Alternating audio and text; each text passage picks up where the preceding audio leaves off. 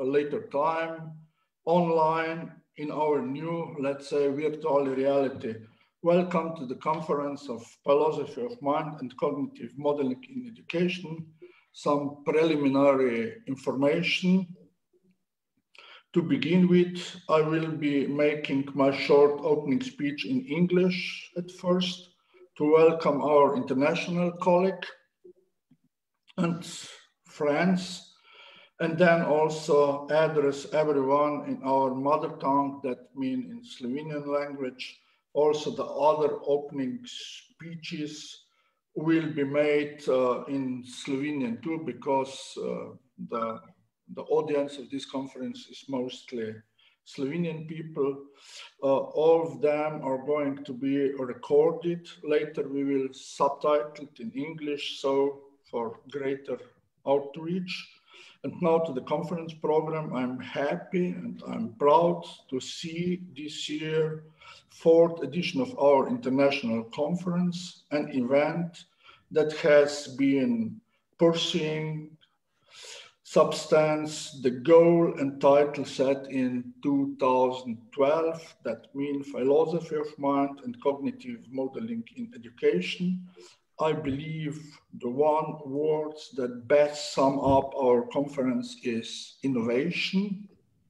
The tendency to try to look beyond our familiar, controllable and comfortable present into the unpredictable future, what is also very, we are all living in these changes. And it is this view to the future that our conference are all about. I would hereby like to thank all our participants, especially the plenary speakers, who are going to share with us their experience and perhaps helps us to lie down some guidelines for future development in this sphere for the society as a whole. Okay, I will now change the language. Lep pozdrav vsem, ki nas spremljate, in tudi vsem, ki nas boste morda spremljali kasneje na spletu v naši novi virtualni realnosti. Dobrodošli na konferenci Filozofija duha in kognitivno modeliranje v izobraževanju. Vesel in ponosen sem, da je to že naša 4. mednarodna konferenca, ki sledi temeljem in naslovu zastavljenem v daljnem letu 2012, kar pomeni filozofija duha in kognitivno modeliranje v izobraževanju. Konferenca, ki bi lahko z eno besedo poimenovali inovativnost, težnja, da se iz znane, obvladljive in udobne sedanjosti poskušamo zazreti v nepredvidljivo prihodnost, kar pravzaprav je situacija, v kateri smo se danes znašli in v kateri razmišljamo, kako bo naprej. In prav temu pogledu v prihodnost je namenjena naša konferenca, ki je tudi del projekta Inovativno učno okolje, podprta z IKT, inovativna pedagogika, o čemer bo verjetno Andrej povedal par besed več. Želel bi se zahvaliti vsem udeležencem, še posebej vsem plenarnim predavateljem, ki nam bodo dali svoje izkušnje in nam omogočili začrtati smernice nadaljnjega razvoja celotne družbe. Seveda pa še posebej se moram zahvaliti ekipi, ki pravzaprav stoji za tem celotnim projektom in ki je omogočila to konferenco, ki je bila dovolj fleksibilna, ki je bila pripravljena na te spremembe, ki so nas čakale, in mislim, da jim je v celoti uspelo. Sedaj bi pa prešel na naše pozdravne govornike.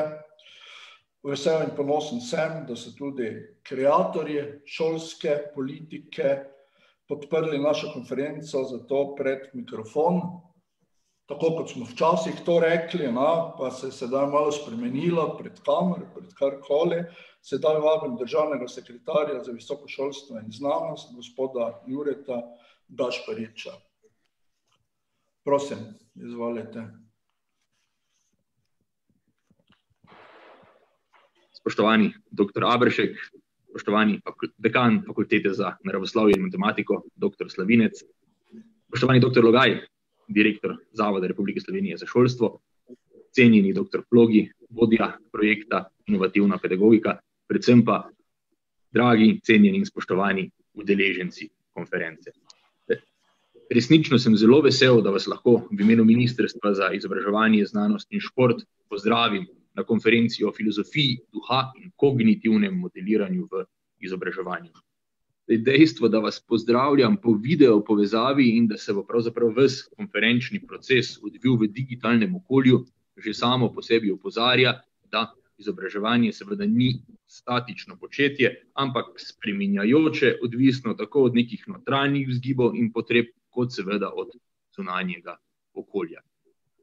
Kako pristopiti k tej za človeštvo tako fundamentalni dejavnosti, kot je izobraževanje, je zato, vsaj po mojem mnenju, zares ključno. In posebej razveseljivo se mi zdi, da ta konferenca in hkrati celoten projekt Inovativna pedagogika izpostavljata tukaj dvoje. Na eni strani sodelovanje in povezovanje celotne izobraževalne vertikale, od najnižjih ravni do univerze, sodelovanje torej vseh akterjev procesa, po drugi strani pa interdisciplinarnost, celo multidisciplinarnost in aktualnost. Saj konferenca in projekt vključujeta seveda sodobna znanstvena spoznanja s področji kot so filozofija, psihologija, umetna inteligenca, nevroznanosti, računalništvo, pedagogika. Vsem sodelujočim, posebej pa seveda organizatorju, Fakulteti za naravoslovje in matematiko, ter vsem konzorcijskim partnerjem projekta, in to bi posebej poudaril ravnatelje in učitelje, bi se zato posebej zahvalil za ves angažma, ki ga namenjate. Le to vrstno početje, nenehno znanstveno-raziskovalno in razvojno-raziskovalno delo v tesnem stiku z vsemi udeleženci, deležniki, kot jim rečemo, je lahko temelj sprememb v naših izobraževalnih paradigmah. Le tako, s takim pristopom, v takšnih konferencah, bomo seveda sploh našli odgovor na vprašanje, kaj sploh želimo, kakšno šolo, kakšne poudarke, kakšne pristope. Danes je seveda v ospredju digitalna transformacija, in to ne le šolskega prostora, marveč celotne družbe. Pa res vemo, kakšna naj bo oziroma kam naj vodi, da ni to le, bom rekel, suha fraza. Za šolski prostor verjamem, da boste udeleženci konference znali zarisati pravo pot. Želim vam uspešno delo. Gospod državni sekretar, najlepša hvala za vaše spodbudne besede. Veseli nas, da je prišlo do te točke, da je pravzaprav to, kar počnemo, postalo tudi neki trend v celotni družbi in da v bistvu smo prišli do stopnje razumevanja vseh akterjev v tem procesu. Sedaj bi pa prosil dekana Fakultete za naravoslovje in matematiko Univerze v Mariboru, fakultete v bistvu, ki daje, kaj bi rekli, dežnik vsem tem našim aktivnostim, ki jih izvajamo in znotraj projekta in seveda znotraj te konference, da poda par spodbudnih misli in da nam pove, da prihodnost bo. Prosim, profesor. Hvala lepa, Boris. Naj uvodoma poudarim, da mi je zelo lepo držati ta dežnik in še bolj fajn, da se pod tem dežnikom zbirajo tako pomembni kolegi, konzorcijski partnerji. Hvala lepa seveda državnemu sekretarju, dr. Juretu Gašpariču za podporo ministrstva, ki ni ključna samo zaradi sredstev, ki jih prispevajo, ampak predvsem tudi zaradi sporočila. Sporočila, da so videli, da je ta smer, ki smo si jo zastavili pred 8 leti, tista, ki nas bo zmeraj bolj peljala v pravo smer na področju izobraževanja. Zakaj sem zdaj to izpostavil? Boris, pred 8 leti, kot da bi slutili, da je pred nami tudi realnost, ki jo sedaj začenjamo v vsakdanjem življenju čutiti. Konzorcijski partnerji, katere sem rekel, da smo skupaj pod tem dežnikom, Na prvem mestu seveda Zavod Antona Martina Slomška z Andrejem, ki ves čas seveda kot tisti gonilni člen skrbi, da je vse skupaj v taki organizaciji in na taki strokovni in znanstveni ravni, kot je. Zavod Republike Slovenije za šolstvo, direktor dr. Vinko Logaj, hvala lepa za tudi to sporočilnost, ki sem jo prej izpostavil na nivoju ministrstva, kajti eno je, če mi imamo neko stvar tudi mednarodno prepoznavno, drugo pa je, kako jo to lahko skomuniciramo z uporabniki, s tistimi, katerim je seveda vse skupaj namenjeno. In prav z pomočjo Zavoda za šolstvo je to lahko toliko lažje narejeno. Pedagoška fakulteta je naša bratska fakulteta, s katero si delimo isto streho in zaradi tega seveda je toliko lepše, da lahko tesno sodelujemo, prav tako s pedagoškim inštitutom. In na koncu seveda tisti 75 osnovnih in srednjih šol, pa še več, ki so prepoznali pomen tega projekta in s katerimi in brez katerih ne moremo v praksi udejanjiti tisto, kar na teoretični ravni lahko ugotovimo. In prav povezava prakse in teorije, če se spomnite, sem že na prejšnjih konferencah to zmeraj izpostavljal, je tista ključna. Teorija je pomembna, brez teorije ne moremo ničesar, ampak če ta teorija ni preverjena, preizkušena v praksi in seveda v praksi ni zaživela, potem je bolj ali manj sama sebe v namen.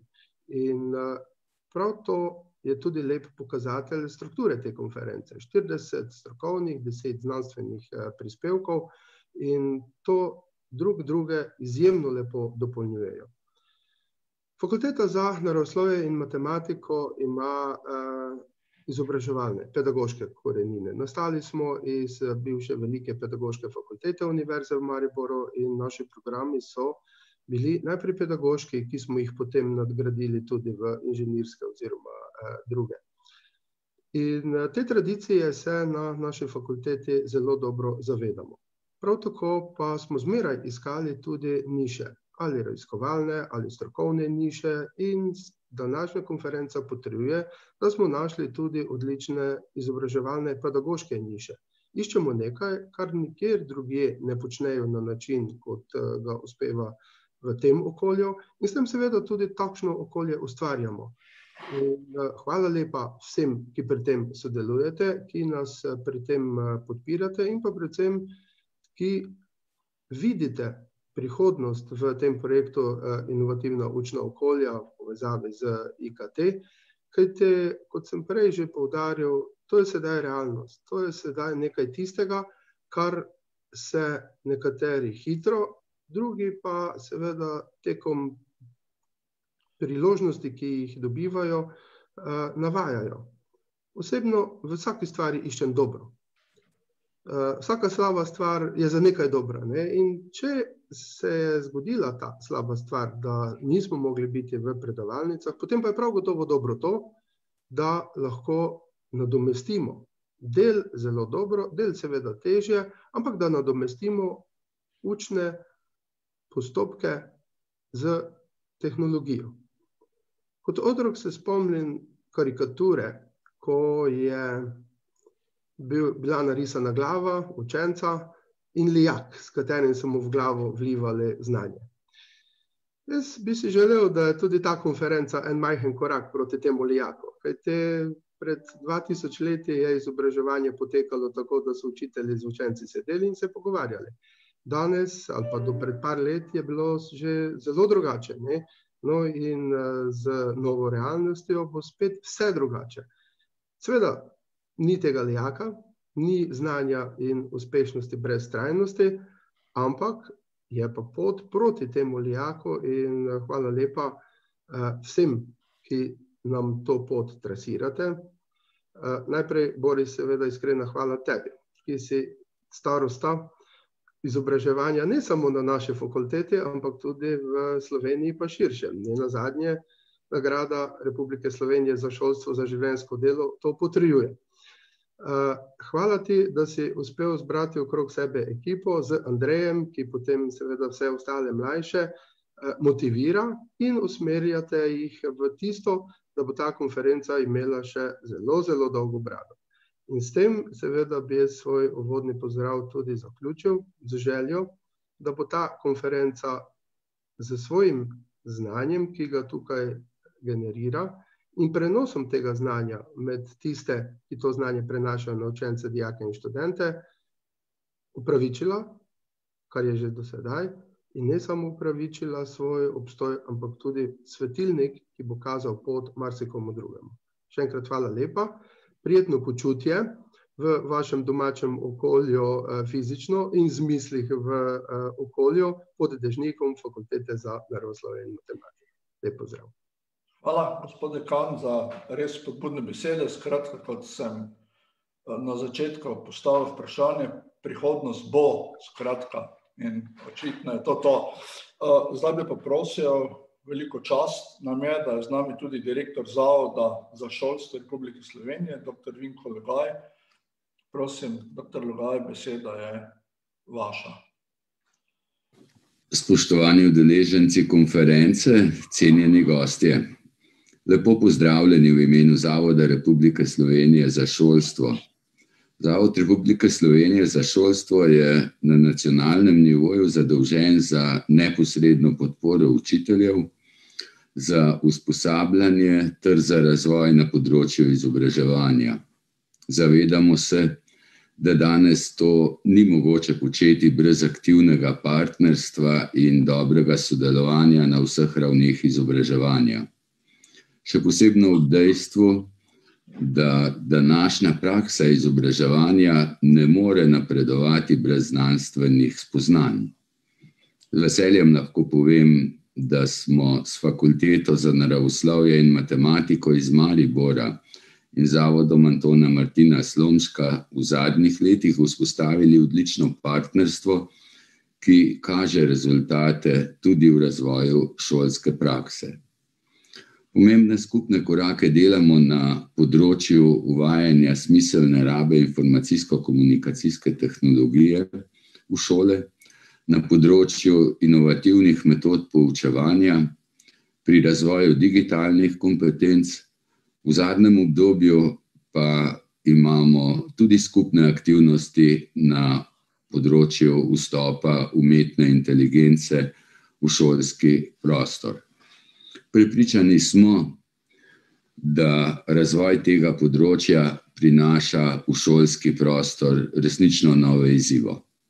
Zato organizatorjema današnje konference, Fakulteti za naravoslovje in matematiko Univerze v Mariboru in pa projektu Inovativna učna okolja podprta z IKT Inovativna pedagogika 1:1, želim zares uspešno izvedbo konference in v bodoče še veliko skupnih aktivnosti, ki bodo še izboljšale področje vzgoje in izobraževanja. Vsem udeležencem konference pa uspešen dan. Hvala lepa. Hvala, gospod direktor. Očitno je, da smo pred mnogimi leti začrtali pravo smer, v katerem se naj gibamo. No in če sedaj to potovanje, kratko potovanje po nacionalnih različnih pomembnih inštitucijah, ki delajo na področju izobraževanja, nekako zaključimo, se lahko vrnemo k našim temeljem, se lahko vrnemo k našim koreninam. Potem bi poprosil, skratka, vrnemo se k projektu in k dr. Andreju Flogiju, ki vodi ta projekt Inovativna učna okolja podprta z IKT, k človeku, ki je vedno podpiral in spodbujal koncept konference, ki se danes začenja, njega pa morda ni potrebno tako strogo titulirati, kot sem vse ostale. Skratka, lahko mirno rečem, Andrej, prosim, beseda je tvoja. Boris, hvala za besedo. Lep pozdrav tudi v mojem imenu in v imenu ožje ekipe celotnega vodstva. Projekt Inovativna pedagogika, kot je bilo že razvidno iz prejšnjih govornikov, sedi ali pa temelj vsega skupaj je sodelovanje. In tudi to se začenja v samem ožjem vodstvu. Brez naše dr. Alenke Šverc, brez Alenke, brez Maje in še Borisa in ostalih, ki nekako tvorimo jedro, zagotovo ne bi uspeli priti do tu, kjer smo. Nekakor ne smemo pozabiti na naše razvojne skupine znotraj projekta, ki upravljajo kvalitetno delo in ki so nekako tisti temelj prenašanja teorije v prakso in obratno. To pomeni, te naše razvojne skupine, ki so sestavljene iz vrhunskih strokovnjakov, didaktikov, iz teoretikov in učiteljev, so tisti temelj in jedro projekta in to tudi naslavljamo v bodoče. Lahko rečem, da nas korona v projektu ni presenetila.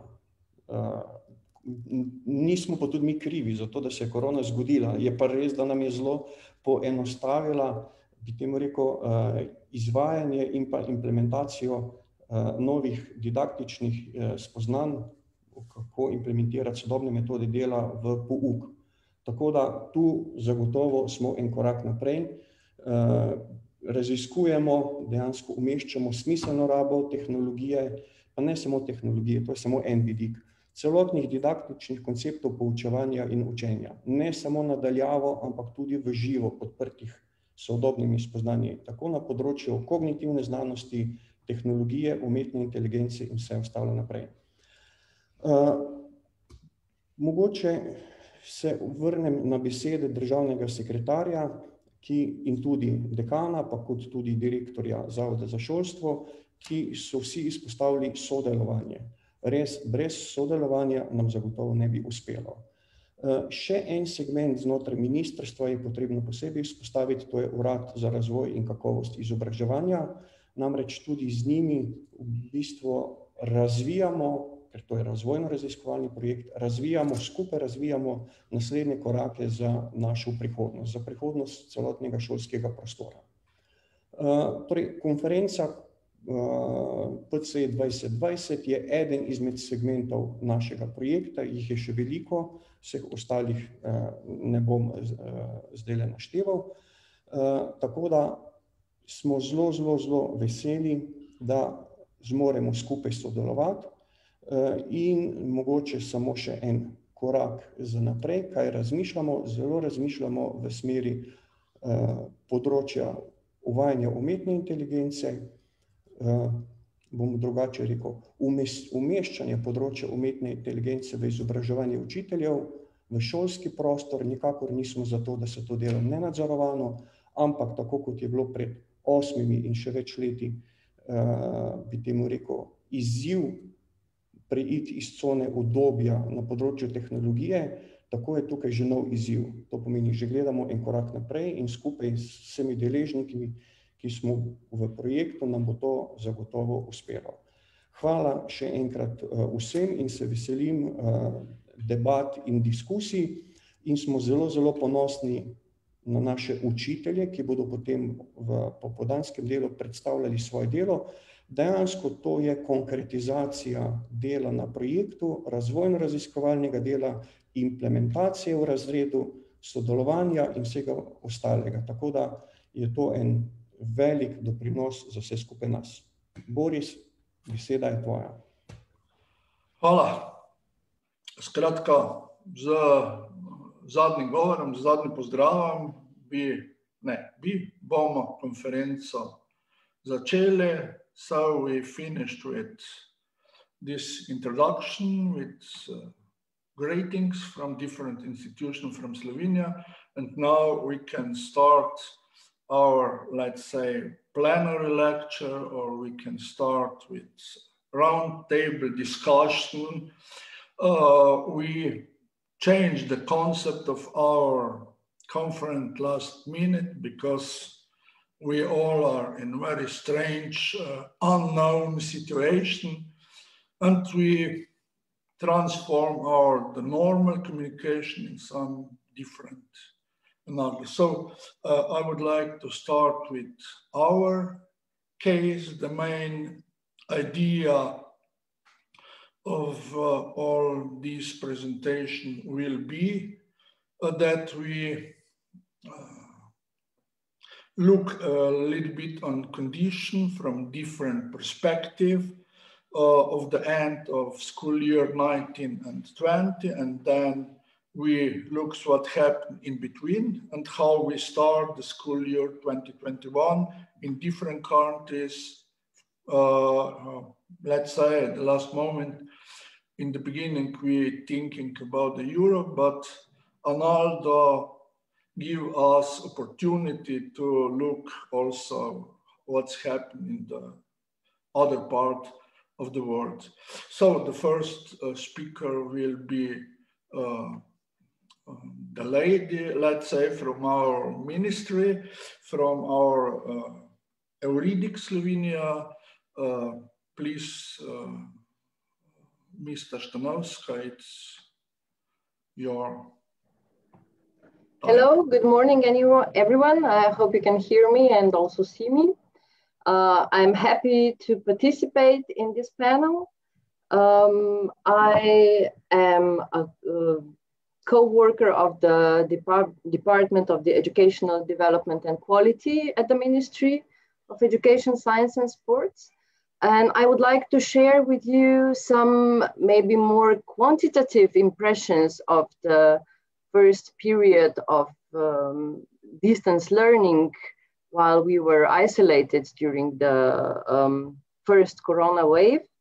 So from the 16th of March, all educational institutions in Slovenia were closed tightly. This means from kindergartens to universities. And all school education actually progressed to a form of distance education, which happened actually overnight. We've heard before that the pedagogy, the innovative pedagogy schools were not surprised and were quite prepared. I think they were born ready. But there were different schools with different staff and different levels of preparedness to answer actually to the challenges that we had. I would like to share a presentation with you. Just let me get the screen. Okay. So, of course, there was always some background before actually we fell into isolation, and there was some levels of preparedness. Let me start by saying that in Slovenia, there are, of course, different levels of preparedness or digital skills among the general population for using ICT for different purposes. And as you can see in the chart, actually from the source of the Statistical Office of the Republic of Slovenia, you can see that the preparedness or the skilled share of population, of course, is decreasing with age. As an average teacher in Slovenia has 45 years, this means that 28% of teachers are digitally highly skilled. Why am I saying that they're just the same as the average population? Because we have a PIAC data that can confirm this, that actually teachers in Slovenia, with regard in their skills at problem solving in technology-rich environments, which was actually the distance teaching and learning process, do not differ in any way from the general population. So this is sort of in a conflict with what our teachers were saying in another study. This is a Thalys study. This is a study on teachers. And the focus of this study was also their well-being. But at this time, we would like to look into a question whether teachers during their initial education are prepared to use ICT for education. In Slovenia, 53% of teachers say that they were, that the initial educational programs prepared them to use ICT. The question is, of course, if the didactics of using ICT as an enrichment form in a classroom are different than those that are needed for distance education. My answer would be yes, of course, the situation is different when you are not in direct contact with children or pupils or students. But of course, knowing how to use ICT within the classroom empowers you to at least have some skills to use it in a distance forum. Then there is this astonishingly great percent of 2/3 of teachers claiming that they're well prepared to use ICT for teaching in Slovenia. It is well beyond the OECD average of 43% of teachers saying the same. And but on the other hand, the teachers report not to use ICT as much as their colleagues on average in the OECD countries.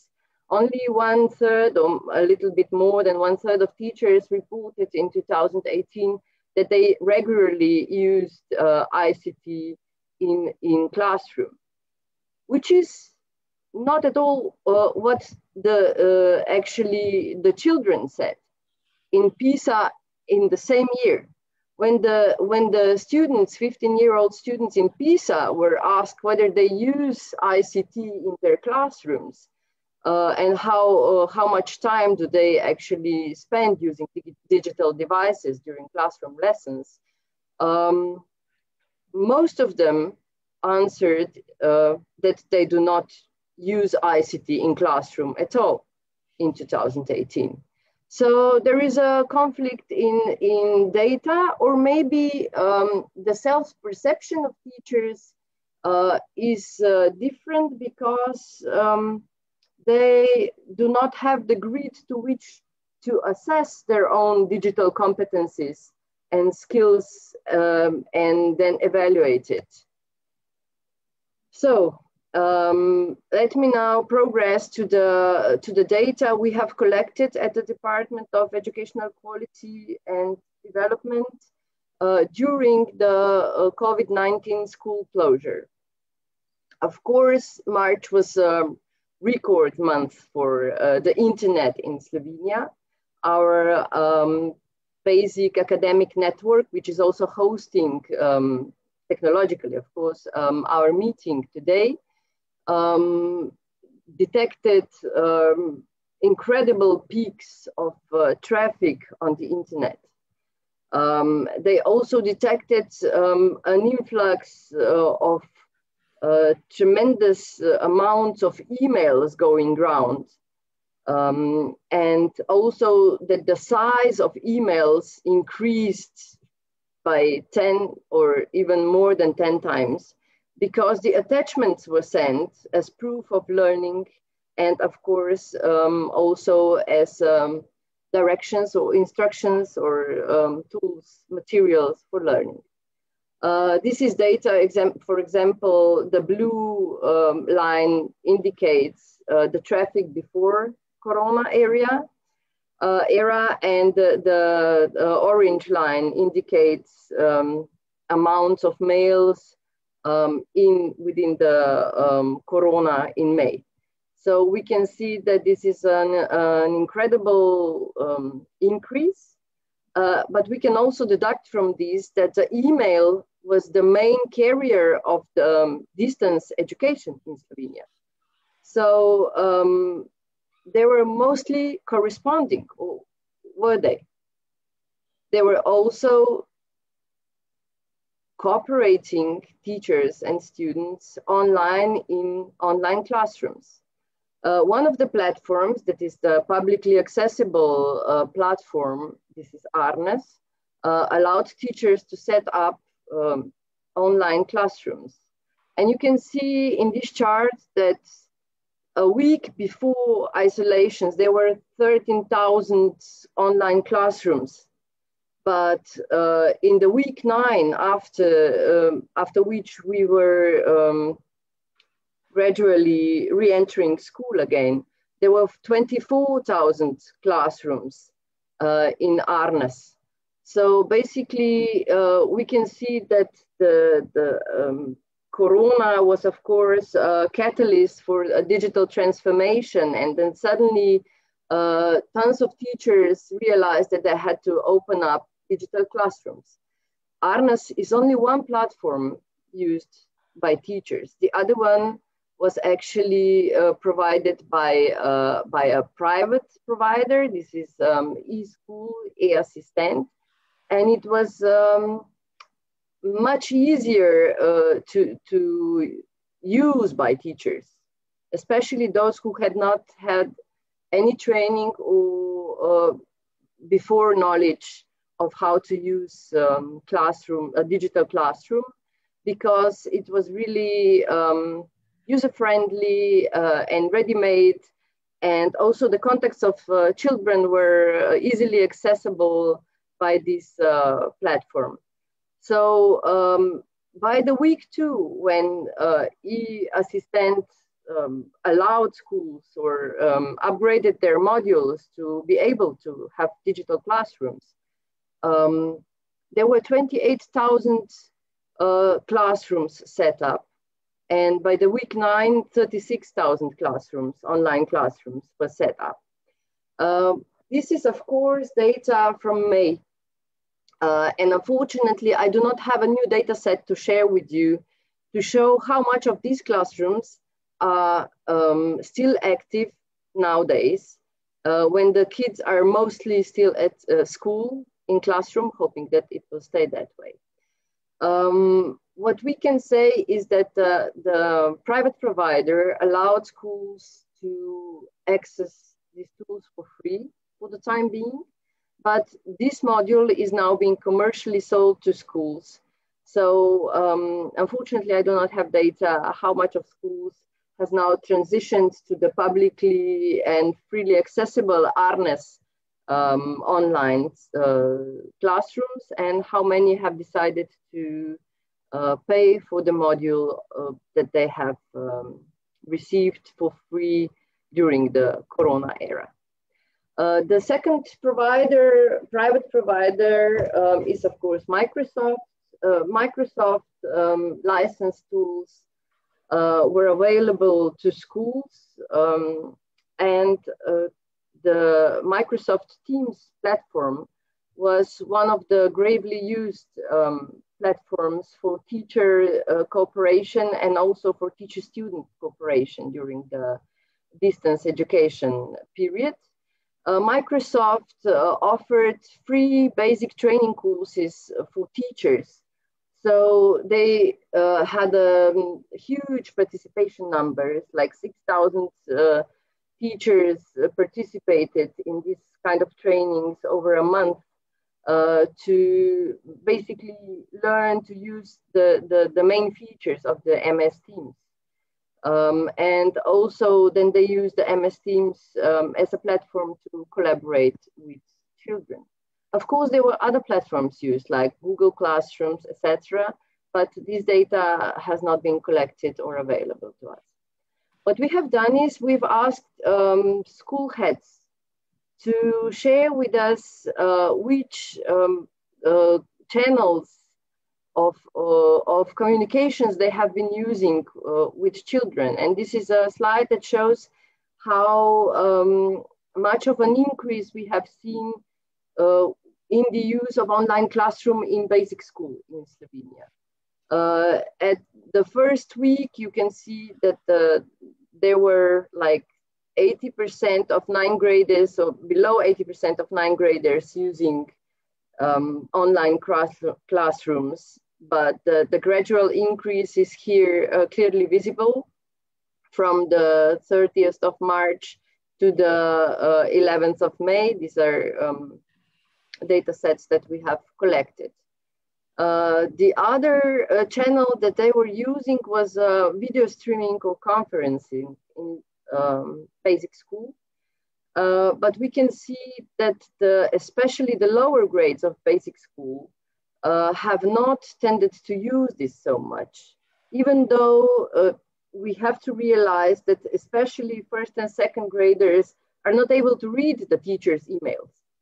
So this means that actually the parents were very much relied upon to carry out a lot of things that actually teachers do in the classroom. This is also something that the Parents Association detected in their own surveys. So Oh, I'm sorry, I'm going backwards. There were also other channels used for communication, but you can see in this slide, it's actually very clear that the email was the main channel, and then followed by the online classroom.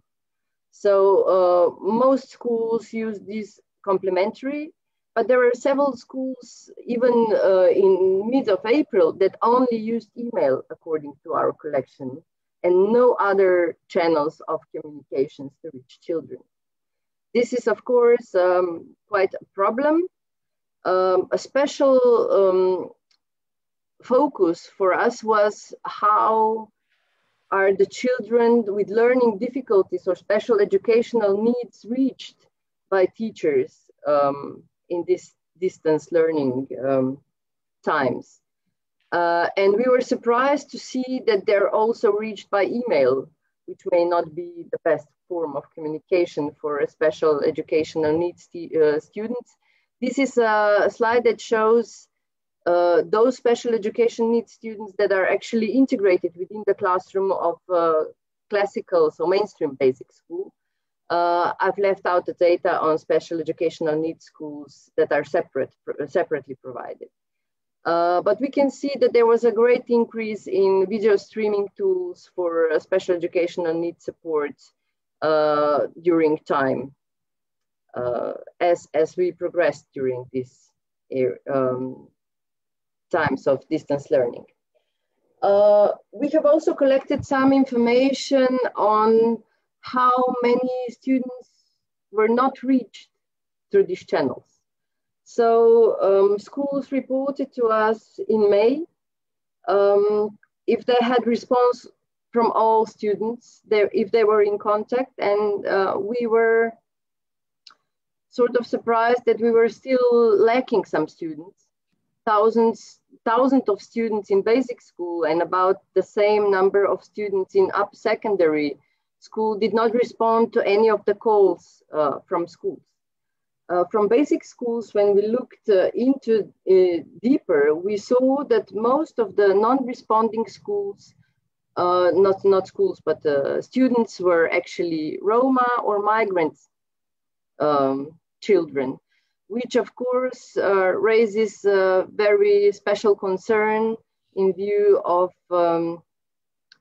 trying to provide education for all, especially for those who are deprivileged.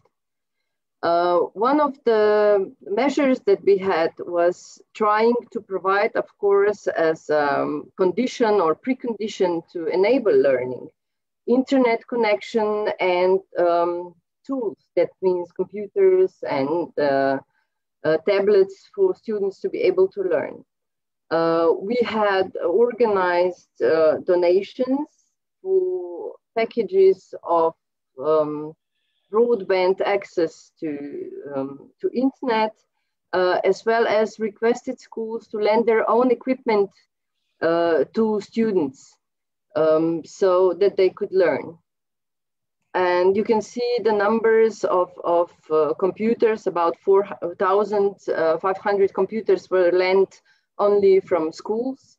And there were about 800 packets, SIM cards in total, delivered to students that did not have access to internet, and about more than 1,200 computers actually donated to students that did not have equipment to learn at school.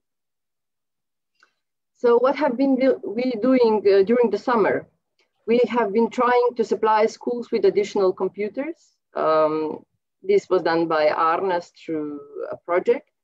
We were trying to prepare the infrastructure for the future in case we had another case of isolation. So Arnes also bought the license for the Zoom to enable seamless video conferencing. And then we tried to develop models and scenarios for 2020-21, the school year that we are now in. And of course, there were numerous professional development and training activities carried out during the summer, thousands of teachers participated in workshops and other professional development activities organized by the National Educational Institute and the Faculty of Pedagogy and Arnes. And we think that they have greatly upgraded their professional skills. So this is the plan for 2020-21. We have 4 models for schools. Model A is now not in use. We are actually in Model B.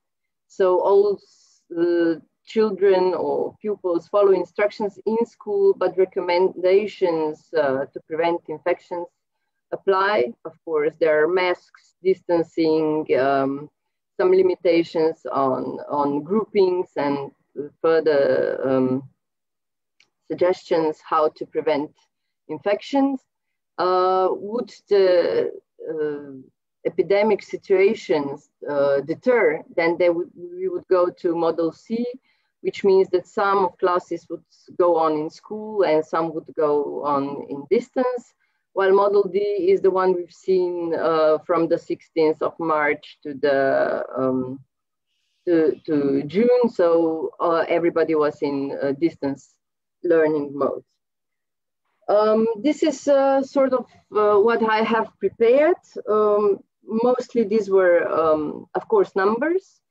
Qualitatively, we can say that especially the school heads reported that they've seen an onset of what we've heard in the beginning, cooperative learning among teachers.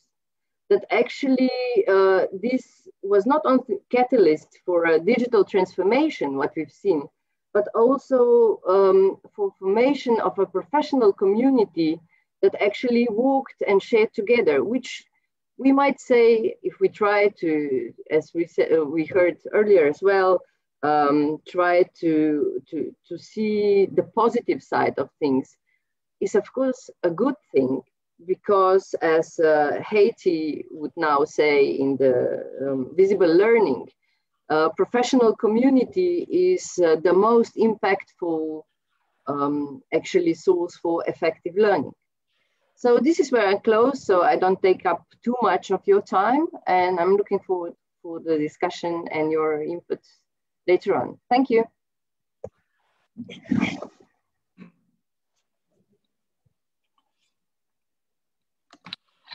Thank you for your presentation. It's a little bit longer, but I think it's very informative and very helpful for all of us. So the next presenter will be Mr. Van Eiseker. Carl, I can say, or I can describe you as a traveler, world traveler, as a people with many citizens from different countries, the man who have really excellent overview over all what's happened in Europe and wider, and he will present us what's happened in Belgium and in Bulgaria. Carl, please. Okay, thank you, Boris, for that introduction. Yes, in the past few years, in the past 20 years, I've lived in Belgium, Greece, Bulgaria. So my presentation, or what I'm going to address, is on the one hand to show the comparison between Belgium and Bulgaria in terms of what is ready, what is not ready. But secondly also, and I think this is something that's very important to consider, when we look at the children that go to school, we do not only have the children that have no regular issues otherwise, but we also have children with disabilities. And you will see in my presentation actually that they are very badly affected by the sudden jump to online learning.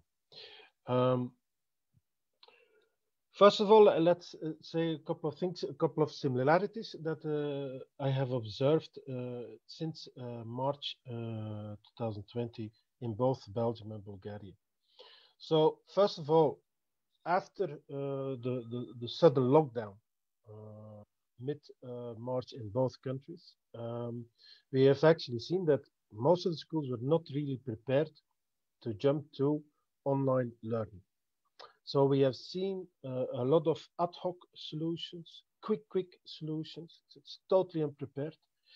We had some teachers working in mobile solutions, some others were using online solutions, some were using Microsoft solutions, some were using Google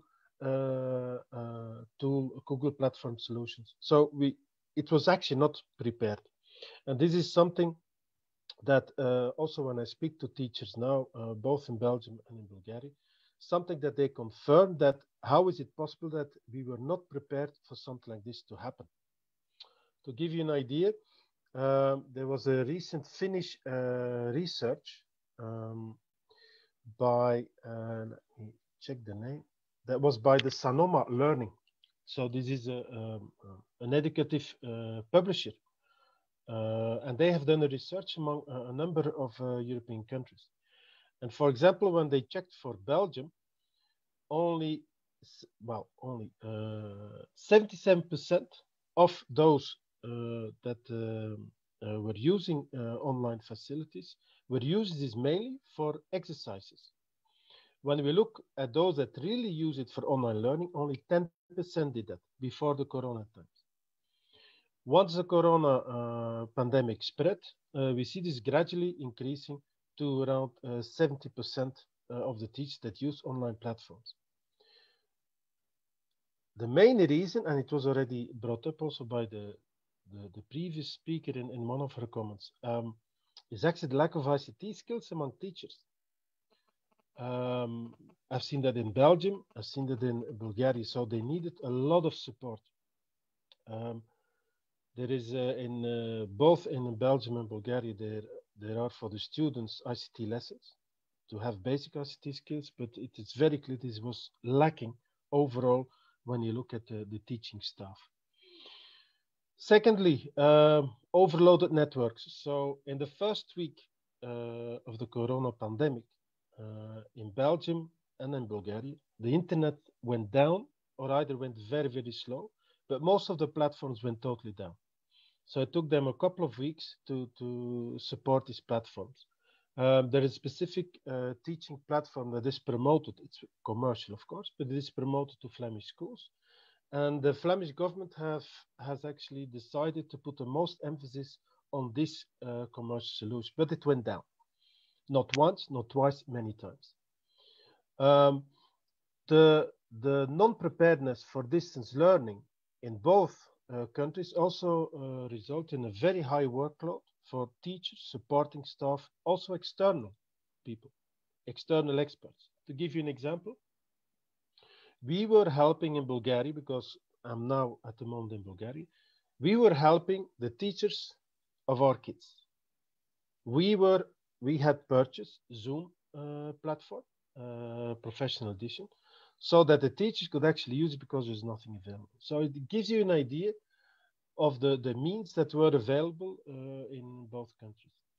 And then also a striking aspect, of course, not all pupils or not all children that were to attend distance learning had the necessary equipment.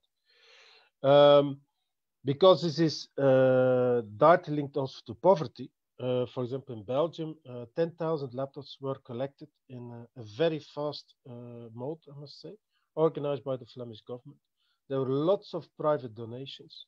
So we saw there really a community effect. I saw it also in the previous presentation that there were various donations from various IT providers. But here we saw that as well in Belgium. In Bulgaria, on the other hand, I'll give you an idea. Average salary, 350 euros per month, net. A tablet, that's more or less a monthly salary. A smartphone, that's 3 monthly salaries. A laptop, that's 3 monthly salaries. So you can already imagine that many pupils simply don't have the equipment. So the teachers in Bulgaria had to be very, very creative. They had to see, okay, how can we combine for those that do not have online, do not have laptops or PCs, how can we support them in other means? So smartphones or regular mobile phones, etc., were used. Exercises had to be made, a picture had to be taken, and then to be sent via their phone. So there was a lot of creativity actually expected from teaching staff, mainly in Bulgaria. But I've heard similar stories here and there also in Belgium, because obviously these 10,000 laptops that they were gathering had to be reinstalled, cleaned up, or they simply had to be made ready in the proper language. So this took a lot of time, and there we have seen really the community stepping in to support those children that could not have access to this equipment due to various reasons, financial reasons, social reasons, etc. And we also saw a lot of efforts by local schools to open their computer centers, especially for those that did not have the means at home. This was all done in a very safe manner. There are quite some nice practices on that in West Flanders, for example, where only one school succeeded in ensuring that every single student was able to follow the lessons, and every single student was able to do the examination as well. This is, as far as I know, the only school that succeeded in that. So it shows the problems that are being faced both in Belgium as well in Bulgaria. So for the next slides, I'm going to mainly talk about Flanders. This is the most developed part of Belgium. It's also the largest population. To give you an idea, in the school year 2019-2020, there were around 1.2 million pupils, spread over pre-primary, primary, and secondary education. I said before that I would also like to address especially the issue of children with disabilities. They are estimated between 25 to 30,000 children in Flanders that have one or more disabilities. That's on average 2 to 3%. That is more or less in line also with World Health Organization estimates of disability percentages. The COVID measures that were put in place immediately in Belgium was, first of all, they did a total lockdown. For 2 to 3 weeks, they had basically no clue what they were going to do, or the school's going to open or not. So they did what we call repetitive exercises and lessons, not new material. It was only after Easter 2020 that they decided to open online education for new material. This means, of course, that in many cases, a lot of material was skipped or partially given or had to be given in a very fast manner.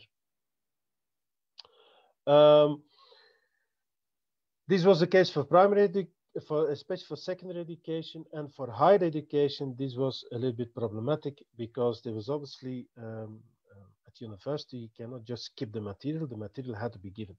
So you saw there a different approach. In primary education, the main focus was given on the first and the sixth year. In secondary education, the first and the sixth year again. The sixth year in secondary education, because this is the year before you go to university. At this moment, they have put all schools in yellow status. That means that the schools can start, and they have started again, but with great vigilance. Now, this is not surprising because at the end of August, we were floating around 150 infections per day.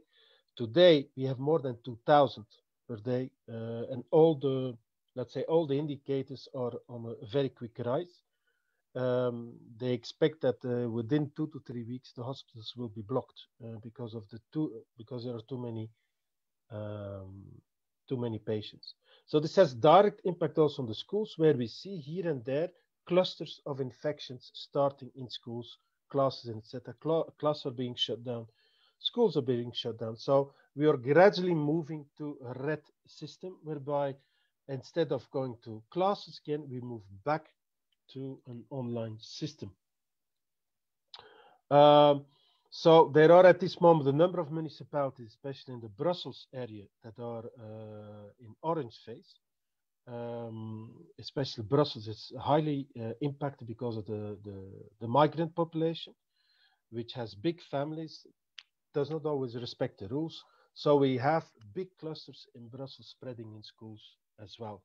And this causes, again, schools to shut down and going to an online education approach. For the schools themselves, in order to help the schools, because it is, of course, I don't know if some of you have followed the Belgian news. So we have a government, but we don't have a government. We have a prime minister who doesn't speak Dutch, but speaks French. And when she has to explain on TV the new measurements, basically no one understands her because she speaks very poor French and very poor Dutch. And her explanation is very confusing. So this has created many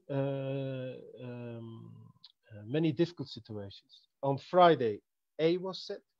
On Sunday, B was set. And on Monday, when the schools were finally ready with scenario B, scenario C was presented, which means it is chaotic. I can only describe it like this. I have very close contacts also with people living in Italy. During the crash, they also explained how the educational system was working there. I think we are unique in the world how the system has really not succeeded in helping the school system. So that's the federal government, of course.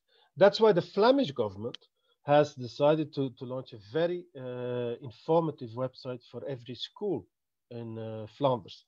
So in that, on that website, you will be able to find pandemic scenarios and plans. What is it exactly the security measures you need to implement in a school? What are the precautionary measures that you should put in place in order to reduce the risk for corona infection? A very broad section of frequently asked questions and answers for both primary and secondary education, for partial art education, for adult education, for centers for special student support, also for parents and students. The same they have created for directors and administrations of schools. And I must say that the material there is very well developed, including also printouts. That means if, for example, in school, you can only have one direction in a corridor, all the different symbols you are able to download and to print out. So it's very, very well organized on a Flemish level. For parents, there is a whole set of frequently asked questions so they can find an answer to their questions. Also, how do you talk about coronavirus to your children? Because this creates panic. And I must say that the first few weeks, I think everyone was kind of obsessed by all this news. But at a certain moment, it creates fear, ongoing fear, especially with young children. And as a parent myself as well, I have decided not to check the news anymore in the morning and only discuss it with my partner. So I don't say anything to the kids because they get afraid, let's say. Okay. Now let's jump to Bulgaria. The situation in Belgium is as such. We have a high average income. The government has provided a lot of infrastructure for schools and etc. In Bulgaria, this is totally the opposite. So in Bulgaria, to give you an idea, there are in total also more or less 1 million students in kindergartens, general education schools, art schools, higher education, etc. So in terms of numbers, it approaches the one of Belgium. Of these, 30,000 children have a disability. And of these 32,000 children, around 22,000 children follow mainstream schools and in kindergartens. This is important to know because probably you heard also from the news in Bulgaria in the past, institutionalization of disabled children was basic practice, which meant also that many of these children never succeeded to go to school and ended up being institutionalized for the rest of their life. Or if they left the institution, they were not able to function in society anymore. So situation in Bulgaria is much less positive to start with than the one in Belgium. This is a graphic of the population in the different education systems. So there are a number of challenges that we need to consider when we talk about Bulgaria. And I have put them here, the pre-pandemic challenges. They're based on UNICEF figures, but they can be corroborated also with various other resources. First of all, there are a lot of single mothers in Bulgaria. Why is this important? Well, single mothers obviously often end up also in financial problems. There's a very low monthly net salary. Being a single mother means you actually have to pay for everything. Social security support or support from the government is quite limited because the budgets are very limited. To give you an idea, almost 10% of the children that are born actually come from children that are still adolescents, so way below 20 years old. You can see that when you go through the streets. This is mainly also with certain minorities, with the Gypsy and the Roma minority, and with the minority, they are called Pomaks here, that means Bulgarians that convert to Muslim faith. 13% of these births of people are born from women that have no health insurance whatsoever and basically have no access to health care because it's too expensive. So you see already from the onset, these children are in a difficult situation. When we look at education, less than 80% attend kindergartens. Each year, there are about 1,000 school-age children that do not enroll in schools. And again, you can mainly link that to the Roma population, where 45% does not attend school, preschool, and 50% does not attend school. It is estimated, but these are all very rough estimates, because you see some of these figures are contradicting each other depending on the source, but around 14,000 children with disabilities are totally out of the school system. When we look at family separations, around 2,000 children are separated from their families each year.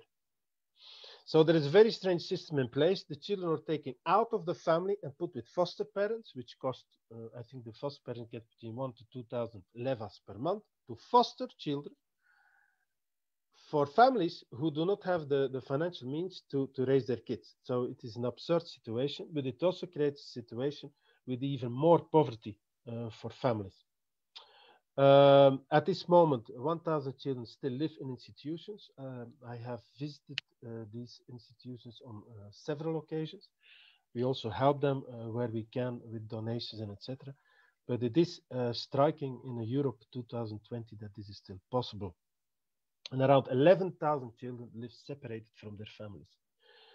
Similar figure with violence. Violence is high when we look among the children, and this is all linked to poverty. Now, with the COVID-19 measurements, of course, the politicians, because it was a very politicized, how would I say, campaign.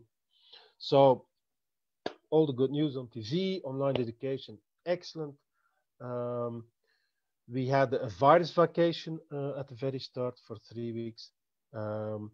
And according to the government, most of the schools were managed to move their lectures and courses online. And according to the data of the Bulgarian Ministry of Education, 90% of the students have switched to distance learning. However, this data looks strange. This is data provided by the Bulgarian state. First of all, internet is not everywhere available. Many of the children do not have access to internet. Many also work with prepaid internet, prepaid cards, and once the data stream is obviously for mobile internet, once it's finished, there is no internet for the rest of the month.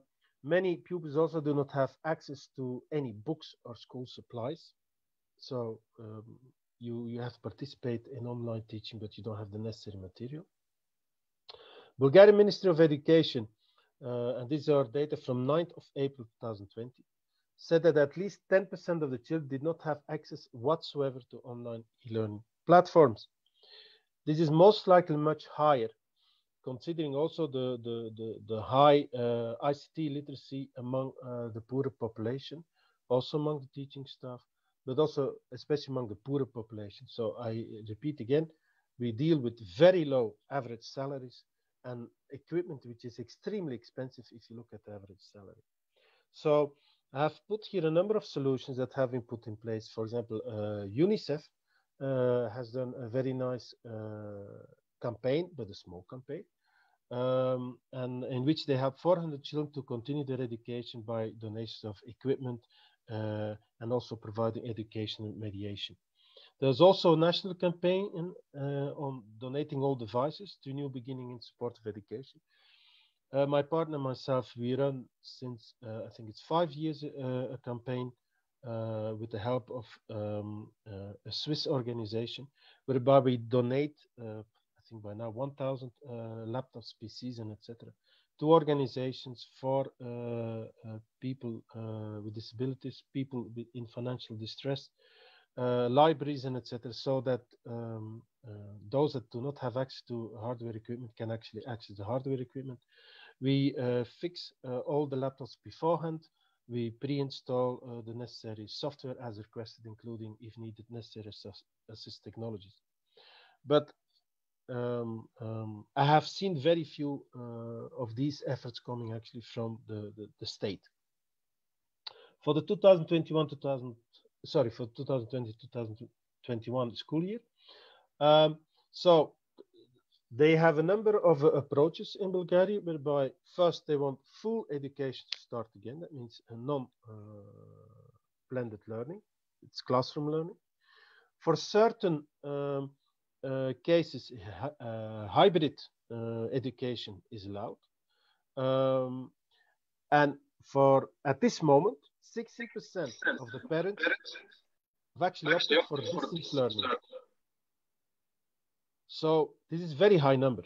To give you an example, also our children follow 100% distance learning now with the private teachers connected, however, to a public school. And the reason is very clear. We are starting to having clusters of corona again in all schools, whether it is in Sofia, Plovdiv, Varna, Burgas, everywhere these contaminations start. There are a number of mandatory measures put in place. The fine is 2,500 euros. I repeat, 2,500 euros if your child is caught in school without a mask. To give you an idea, that is almost 1 year salary for a Bulgarian to pay. For a staff, teaching staff, the same fine applies.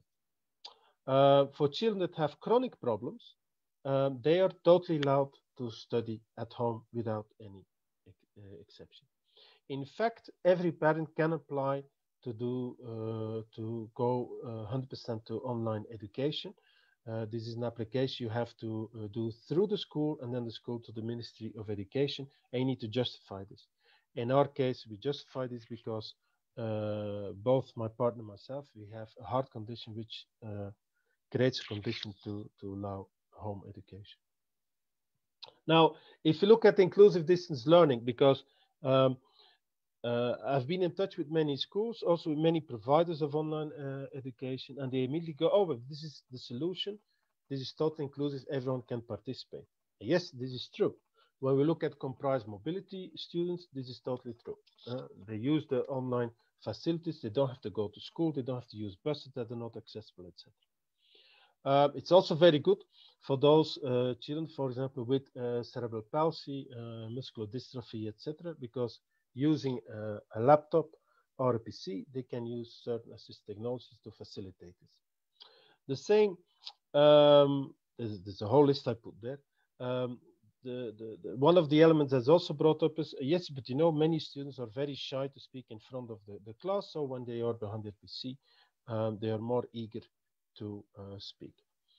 So we see actually a whole list of advantages, which I will not contest. That's definitely true. However,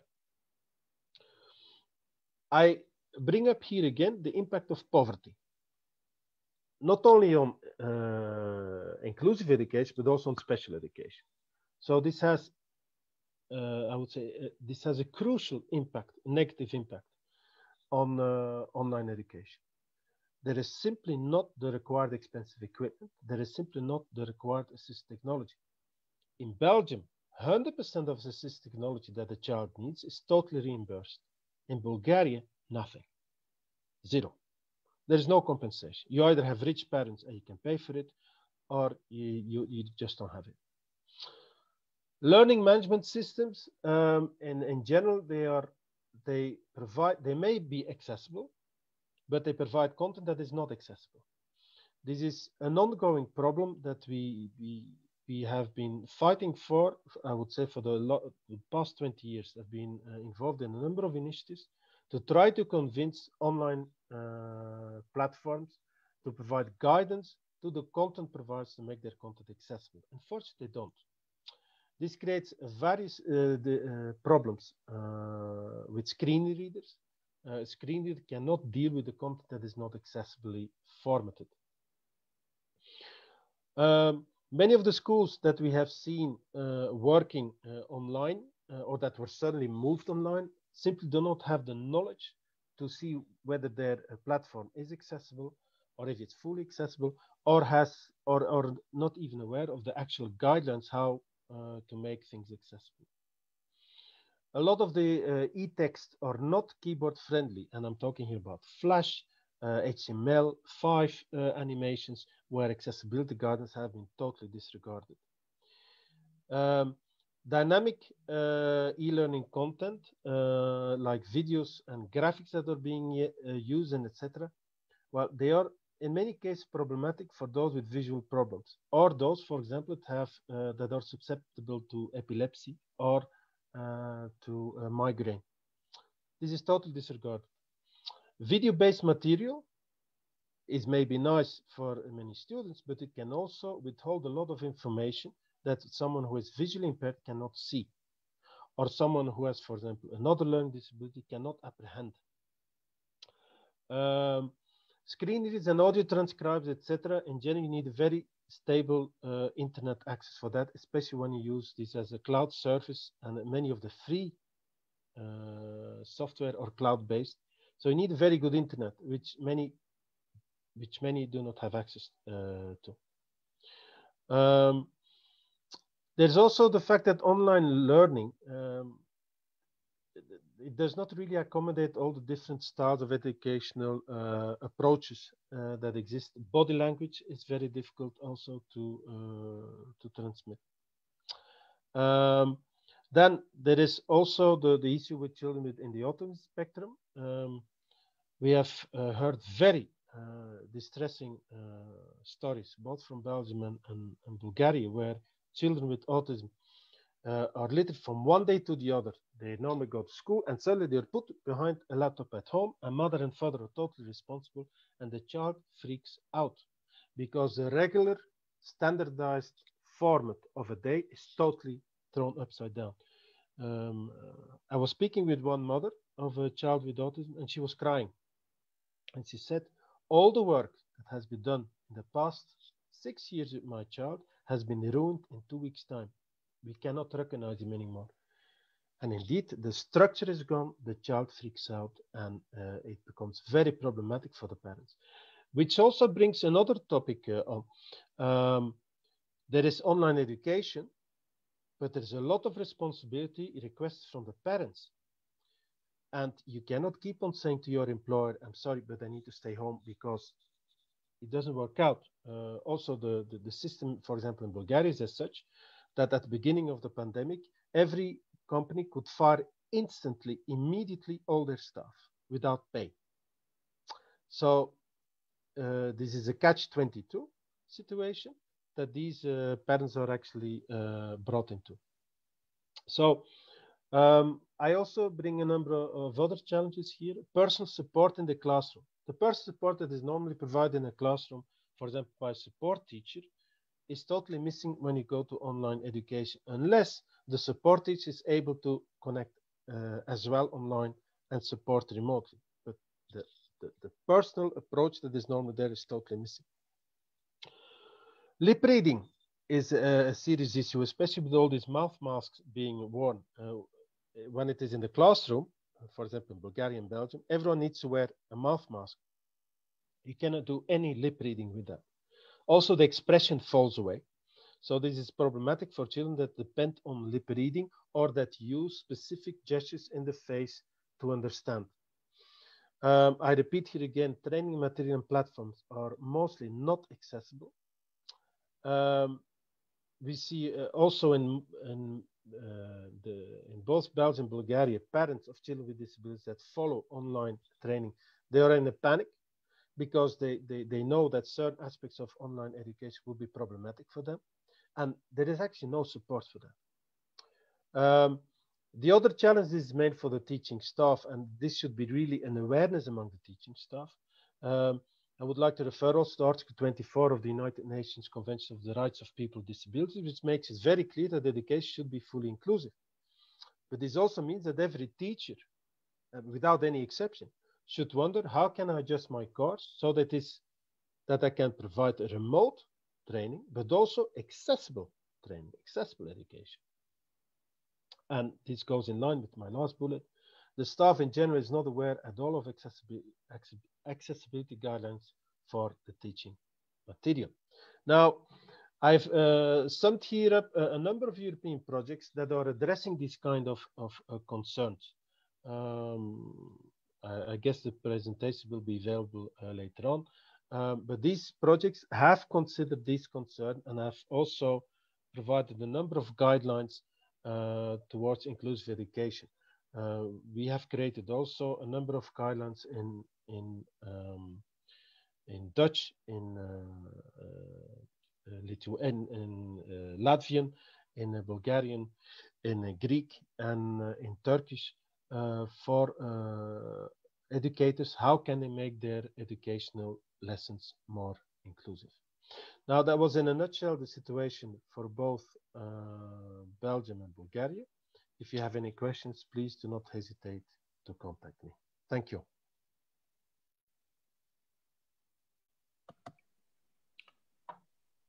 Sorry, I always forget that I turn off microphone and start talking. Thank you, Carl, for very interesting presentation. We can conclude that we are a bit out of timetable, but normally we have enough time. We get really a lot of very interesting information, and I can say we can end our session also till 1 o'clock. So the next presenter will be one of my oldest friend, I can say. So Martin, so next presenter will be Martin Bilek. He's a vice dean from long life and distance education at Charles University in Czech, and he is really the appropriate man for explain what's happened in this situation in Czech. So Martin, please. Thank you, Boris. Thank you, Boris, for introduction. And I would like to greet all colleagues, all friends from Czech Republic now, but I have to apologize that in my short presentation, 10 minutes presentation, will be not so much details, numbers, so much details information, and maybe you can accept my presentation as overview situation in Czech Republic from the start of pandemic crisis till now. And as you can see, we are also now masked community. And for the first slide, I can show you, yes, okay, the situation in Czech Republic from start of the pandemic till now. We started in our country with first cases, infected people at directly in 1st March. In 1st March, it was the first 3 infected people in our country, and the situation, as colleagues from Slovenia spoke about 16th March and the closing of the school and the really crisis situation started in our country from 11 March. In 11 March was closed all school in Czech Republic, and it was also from one day to next day, overnight must be changed all. But I have to say that also Czech schools were not prepared for this situation. Some exceptions were prepared, some alternative ICT supporting schools and different school. It was practically without problems, but main part of school system was really a new situation. I work in this area, e-learning and distance education, maybe 20 years ago when we started in Czech Republic, but situation was, it was not too much, how to say, effort from the school practice to work in e-learning, to work by ICT so much and so on. But it was really crisis situation to change the whole system from one day to next day. And the starting of distance education was realized in different platform, in different form, but as we saw in presentation in Slovenian colleague, mainly it was internet, email. Mainly it was email communication among teacher and their classrooms. And few schools used also some platforms, but not very frequently. In these platforms were, for example, Microsoft Meets. It was from the schools connected with Microsoft activities, and few schools were oriented by informatic teacher. Informatic teacher in the school preferred, for example, Zoom, preferred Google, preferred other platforms, and the school was relatively prepared in this platform by informatic teacher or group of informatics teacher at the school. Sometimes was also used the phone, sometimes you use also some personal distribution of the task or material for children. It was very good situation for PR, for media. Sometimes we watch it in TV, teacher at the bicycle, distributed materials in the small village, and so on and so on. I'm also living in small village, and our school, very small school, was also closed, and headmaster, principals of this school was like postmaster, walked during our village and distributed materials sometimes. And from the information from Czech school inspection, I received some numbers, but they reported that about 10,000 children, it means primary and lower secondary education, were without teaching during this 2.5 months. It means from half of March till end of May. In starting of June, children were back in the school in Czech Republic. But I think this 10,000 children without teaching, for me, it is a relatively optimistic number. I'm not sure that this is right number, but it is official number from Czech school inspection. For your imagine, Czech Republic has 10 million inhabitants, 10.5, and we have about 1 million children in primary and secondary, and about little bit more like 500,000 in upper secondary education. But this 10,000 children from 1 million is not so high number like we saw in presentation colleague from Belgium about Bulgaria, for example. But this 10,000 children, it can concern, for example, excluded localities. We have also few, and also some missing of technology, maybe also interest of the children. We are at home and the children is far from us, and we have relative free and so on, so on. But what's missing, especially for me, practically nobody discuss in our country about textbooks. All presentations, all reporting was oriented to e-learning, to platforms, to internet, but nobody spoke about textbooks. But we have very good tradition in our country for textbooks production. We have, for example, in my discipline in chemistry education, we have seven publishing houses with 7 sets of textbook for chemistry education at lower secondary, but nobody spoke about. But I think it's also something typical for our country. But the next number is about 1,000 schools had about 1/3 of learners without communication.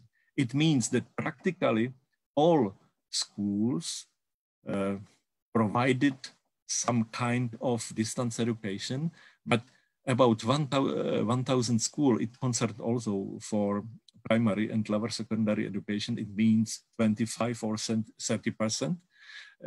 It means 30% school has in the classrooms missing 30% of children without communication.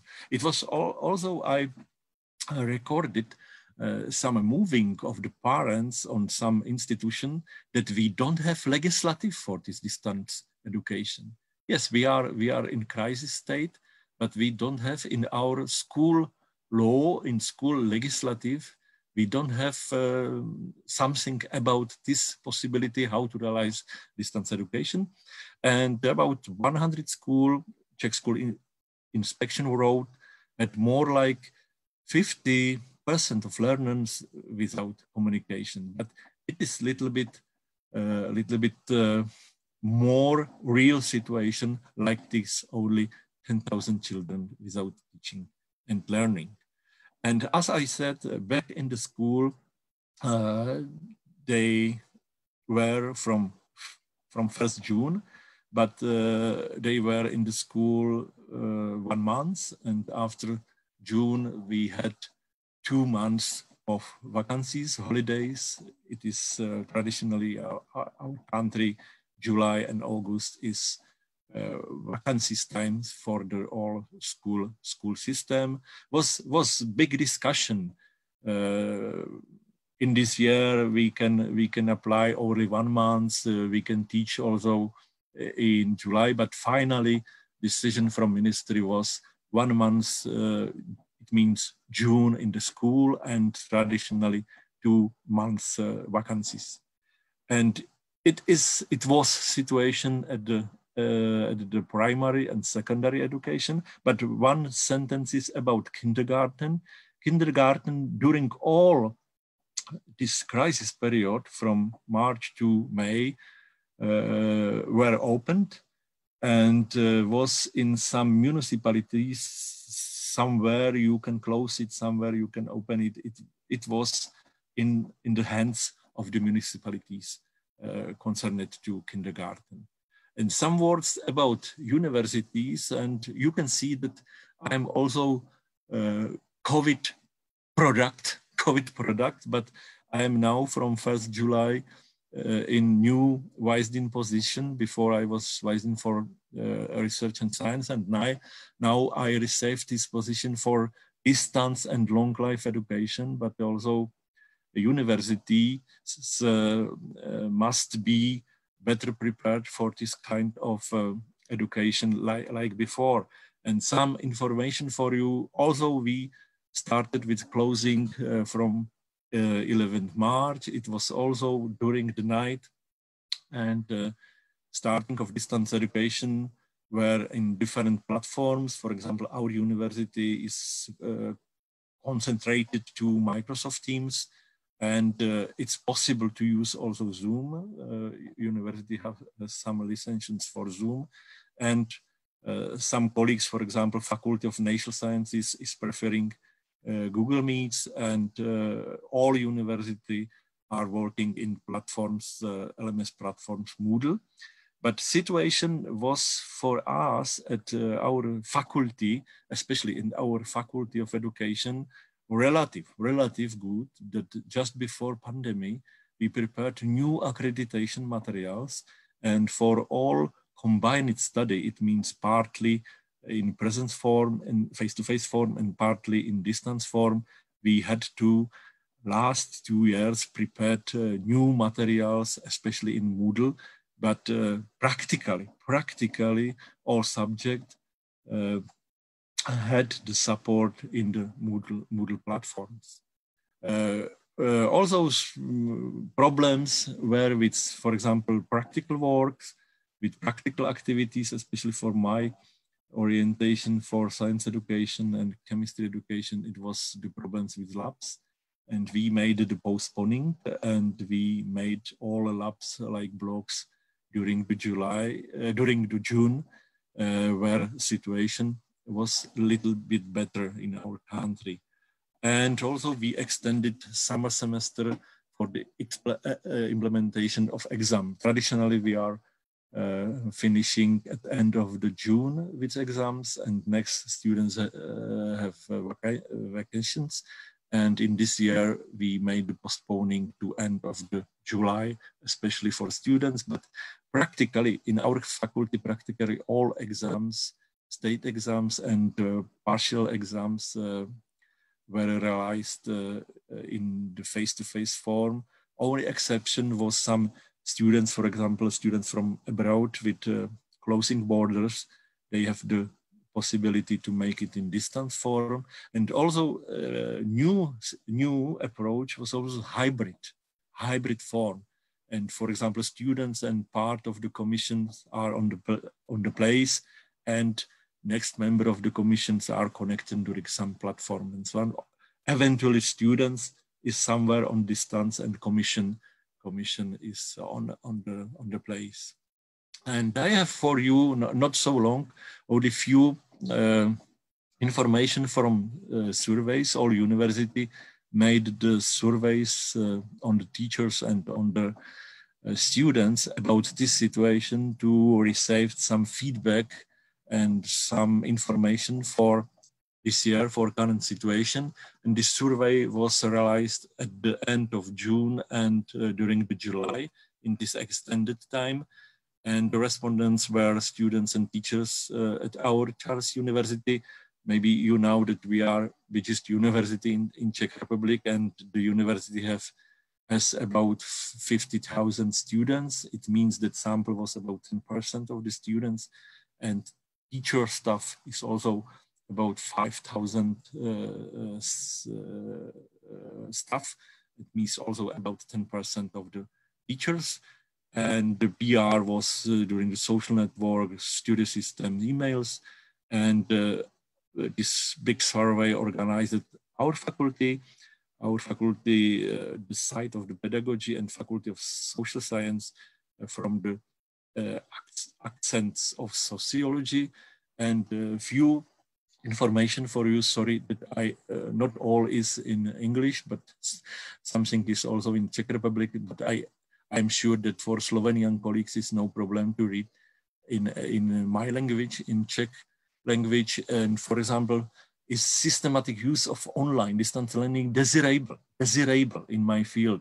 But it is practically same opinion from side of teachers. Vyučující, it means teachers, and studenti, it means students. And the green part, it means totally agree that it is desirable in my field. And the red part, it means totally disagree. But you can see that the opinion students and teachers is practically the same, but differences are, for example, here, did I perceive the support of teachers, colleagues? What is my feeling about support from the colleagues, from the teachers? But it is reasonable bigger teachers, but not at students. But as colleagues from Belgium said, it is about isolation, not so much social contacts connected with study. You can see that students are less in this feeling that they have the support both from teacher and from colleagues. And last slide from this survey, did teaching require more effort, but really more effort feel the students, not teacher. It was a relative big surprise for us, but my estimation was that it will be more problematic for teachers to use this distance platform, but more effort it means for students. And now main inquiries from the survey, main findings, main results, and it is now big discussion about online learning and distance learning. In my study times, in my profession career, online means a kind of distance learning. But now in different platforms in our country, in different professional platforms, research platform on the pedagogy, there are new, new wave, new wind in the pedagogy terminology, that online, especially synchronous online, could be part of face-to-face, to present study. But it is a really new approach. Aspects of interaction, but we need the social interaction, socialization aspect connected with this aspect of motivation and discipline also. When I'm at the school, maybe my discipline is more connected with my study, like when I self somewhere and in this crisis situation. Aspects of condition as background, yes, we are now preparing new budget for support of departments, especially at our faculties. The same ministry is preparing budget for the school to especially support the lower secondary school and primary school to receive equipment for realization of distance learning. And what is also important for our university level, it is accreditation process. But now is big criticism from this situation that accreditation of study programs in our country is connected with form of study. Special accreditation is for present study, for the face-to-face study.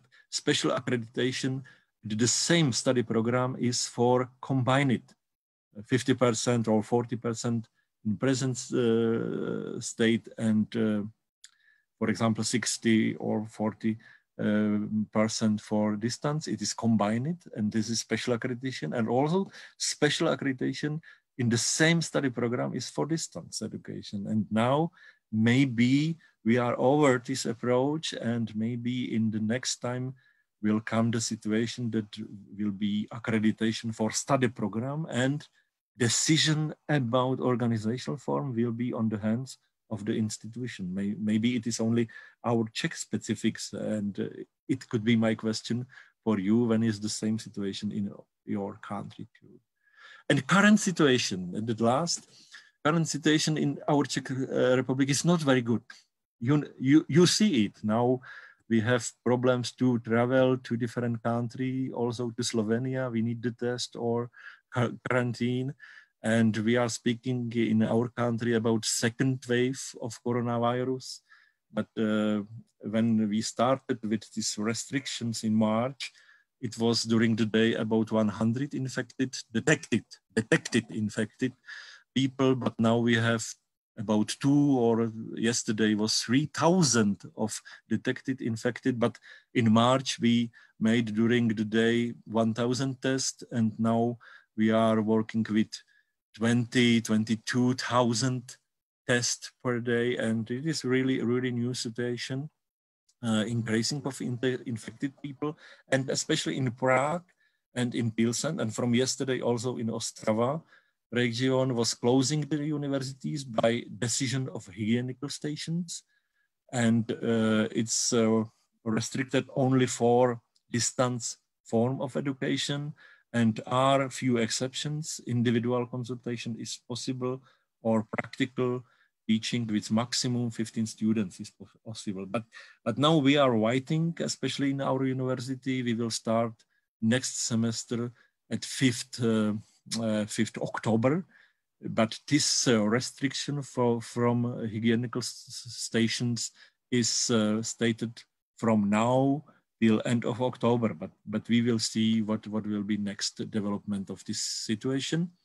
And few universities close and move to distance form by own decision. For example, some universities in Brno, the second biggest city in Czech Republic, and they are working in our lighting, our traffic lights, semaphore. Our Czech word is, you know the word. And primary and secondary school are open traditionally from 1st September, and they are working in the schools. They started partially without mask, but start was without mask in the classroom and with mask in the corridors in the schools. But from last week, it's obligatory also mask during the lecture. It means mask also in the classroom.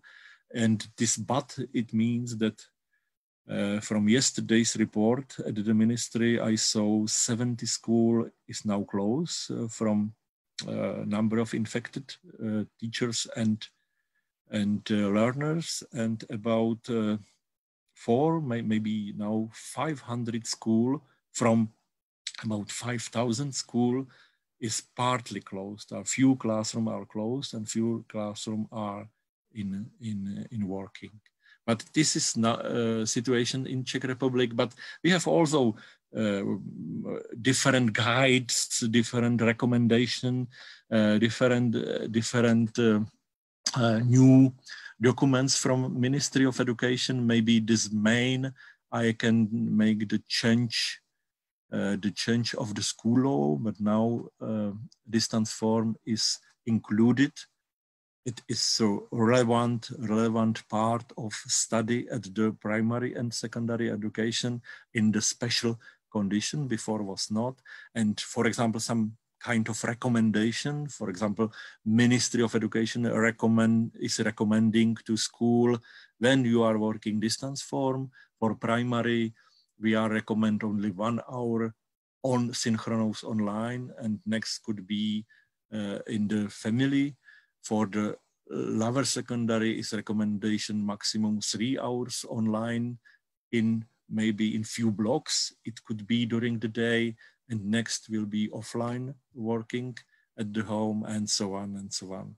But it is all for this time when maybe you can make own picture about situation in our country. Situation is not very simple. But we have to be a little bit optimist, and maybe many challenges are on the table, on the place from reason of the coronavirus. Thank you very much. Oh, thank you, Martin. It's really nice to hear you after a long time. Thank you for your presentation. So, according to our short program, we are moving to Poland. I heard that the colleague Jacek Lukasiewicz have the car accident, but the University of Economics and Innovation is very flexible. So they informed me that this presentation will present Mr. Jakub Podgorski. I hope I pronounce it well, and I hope we are on the line. Yes, thank you. Mr. Podgorski, please, you can start. I hope with Jacek, is everything okay? It's very hard accident, or? I don't hear you.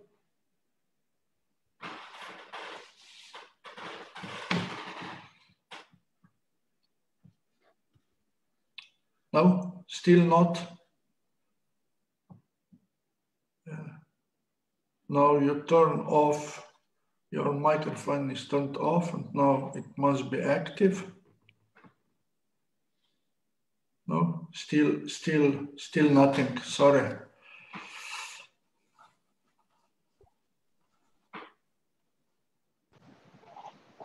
Yeah, no, it's okay, I think. No? No more?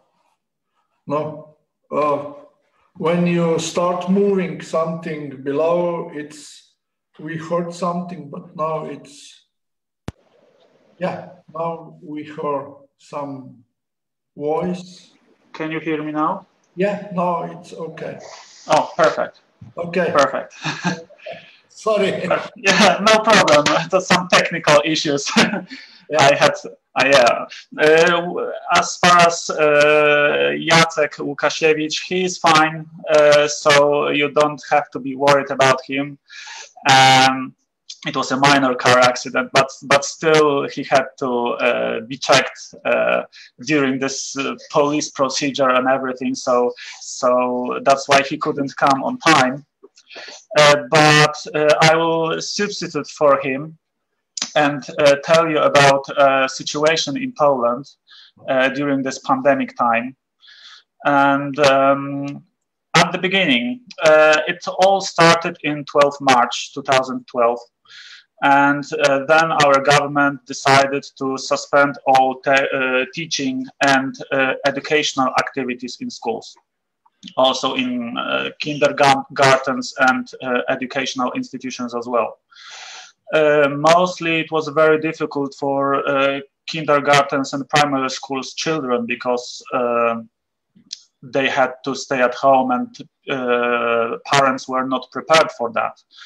And since school time in Poland lasts from 8 a.m. till 4 p.m. mostly, and it was a shock for parents like their children had to stay at home for the whole time. It was very difficult for them to stay with them as well, leave their work and take care of them for the whole time. And at the beginning, we did not know what our government is planning for the substitute for teaching and for schools. So it was some kind of, I could say, a hectic time. Nobody knows nobody knew what to do, what to expect, and what the decisions would be. But there were some social, in Poland there is a social care help, which can allow parents to stay at home and still receive 80% fundings, so like some kind of salary. So it would still be quite useful for them, but at the same time it would be a problem because not all works allowed parents from the spot to stay at home and leave all the duties behind. And what about the situation of universities? It was dealt very quickly because universities deal mostly with adult people, so they are more familiar with online teaching, and mostly they were even eager to participate in such teachings because they could stay at home and not go to the university. But well, we were facing as well some problems, mostly with online connection, like now, for example, that I couldn't be heard. But mostly our university were using e-learning platforms like Moodle and ClickMeeting. And they turned out quite fine. So even now we are still using those portals to conduct some classes if necessary. it was a very challenging time for teachers and lecturers, because during that time there were no prepared any materials for students, and those materials had to be prepared in a very short time. So the quality could not be very well, maybe not very bad, but not sanctioned by our government. So maybe they were based on the curriculum, of course, but still it was not prepared by our government. The teachers had to prepare them by themselves. So it was a very hard time for them. They had to devote a lot of time to do that. In a very short time, there had to be organized some online exercises, workshops, and laboratories.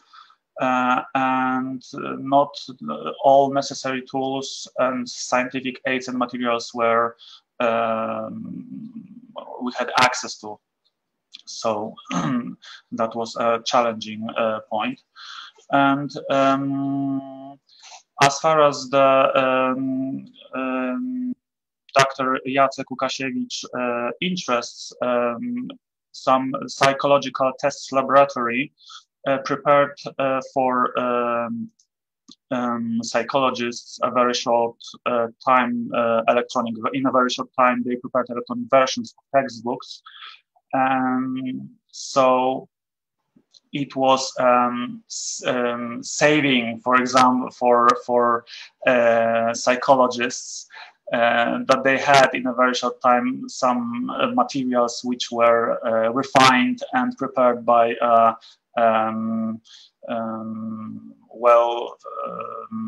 received psychological test laboratory, so received institution. But the rest of the subjects taught at school were not so lucky, unfortunately. But the Polish television came up with the idea to have lessons broadcasted in their TV.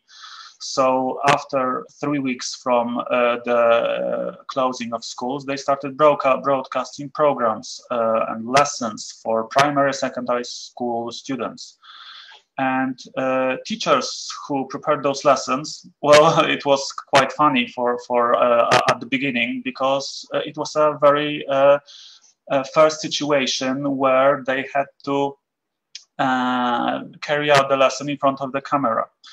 And since they didn't have experience in that, there were some minor mistakes during those lessons. And since everything which is broadcasted end up in the internet, most of the bumps and problems were recently and even now viewed and laughed at by everyone who would like to see it and have a laugh for a teacher. But in my opinion, it was quite a good idea for deal with this situation, so deal without school during the pandemic. Of course, students during that time had more free time, and it was at the beginning it was quite a cheerful and happy situation for them. But at the end, it started to turn out that lacking school is not beneficial for them, because they had to stay at home. And they couldn't have, they were not allowed to meet with their friends and other colleagues. So, and it was also at the same time a difficult situation for a teacher who could not have a direct contact with the students. And it led to some problems, mostly because, as I mentioned before, of a quality of internet access, because most of schools were trying to organize online lessons, And it turned out that some schools does not have such good equipment to have such lessons for so many students at the same time. Many servers crashed. Some were too many. For example, there was a time where when too many students logged at the same time, and the lessons for the whole day could not be carried out because there were problems with servers and other technological issues.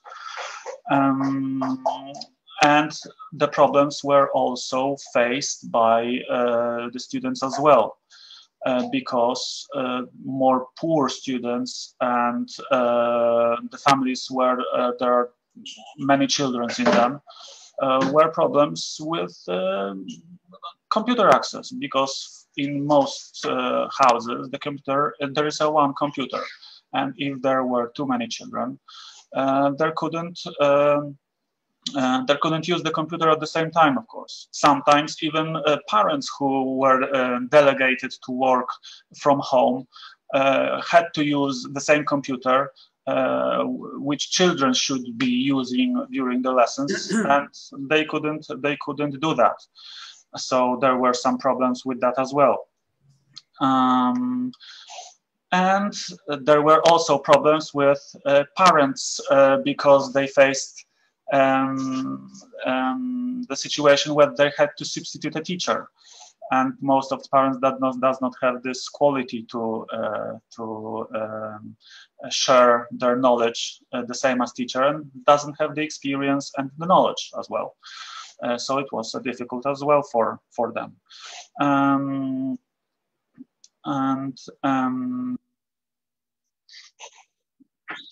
Oh yes, and another problem was that during the quarantine, everyone had to stay at home, and mostly there was a break. Usually there is a break time, you know, between when you had to go to school or to work. You can rest from each other, or to just be alone from the family, for example. And during this pandemic situation, everyone had to stay at home. So if all people are at the same time at one place, there are conflicts, and we could not avoid that. And so that was the problems of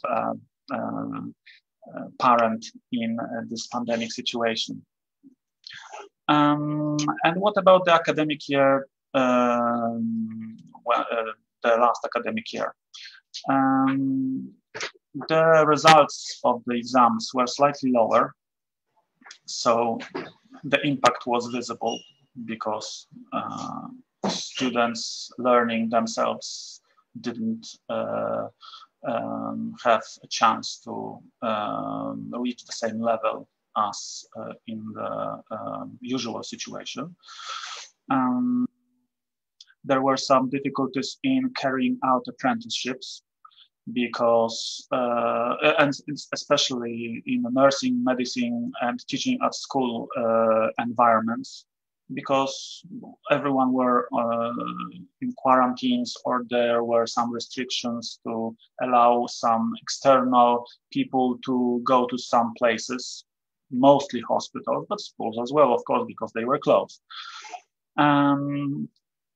But on the other hand, schools and teachers and students have learned something new which could be beneficial in the future. And if any other situation, not so severe like this right now, but if any other situation would occur when this online way of carrying out the lessons or any other duties would be necessary, we would know, or at least we would have some basic knowledge how to deal with this situation. And what about the new school year? All schools in Poland are opened, unless there are some COVID-19 problems. So if there are students who are infected, then the school goes to quarantine for 2 weeks. And if there were no further spreading, the school started their lessons after the quarantine time. Sorry. It can be also a mixed way, and some schools decided to do that. So, for example, one class had to come to the school personally, directly, and the other class is doing classes online. And they switch after a few days, just to, it's probably the cause of that is basically to limit the number of people at buildings. Most of schools, especially in small villages, are very small. And when the regular lessons in the usual times are carried out, there were tons of people on the halls. So to limit that, the schools came up with some mixed way of carrying out the lessons in order to prevent spreading in large crowds of people. And as for the academic education, some universities already announced remote learning. They don't want to invite students to their halls, at least until some vaccine or any other medicine will be developed. They want to be sure that no virus is spread in the universities. And some decided to divide their time 50-50. So 50% of the time is the lessons are carried out traditionally and 50% remotely. Lectures are conducted mostly online. And as far as the laboratories and workshops, the small groups are allowed to carrying out the activities traditionally. And as for the one last thing, Dr. Jacek conducted on his faculty, which is the Psychology and Human Sciences, a research among parents and teachers from primary and secondary schools. And it was done last year at the end of the academic year. And there were some issues which this research covered, and those issues were how this situation, this pandemic situation, was perceived by parents and teachers. What are the difficulties in relations between parents and a child, teacher and a child, and parents and a teacher, and what is the cooperation between them as well. And this research will be published very soon. And if you want to have more detailed information, please contact Dr. Jacek Łukasiewicz. And from my side, thank you very much for your attention, and thank you very much that I was allowed to participate in this conference. And stay safe and have a nice day. Thank you.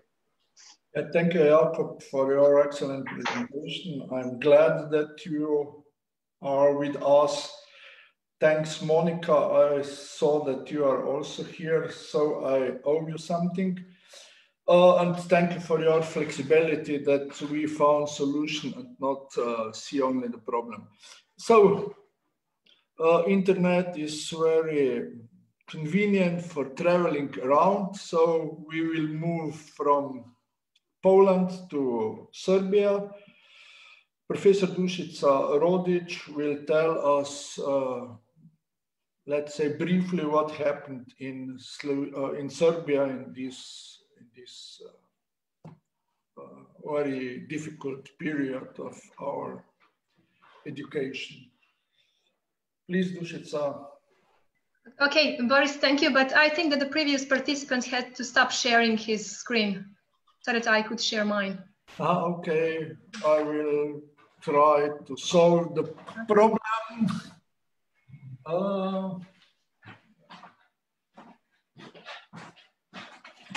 Okay, I will share mine now.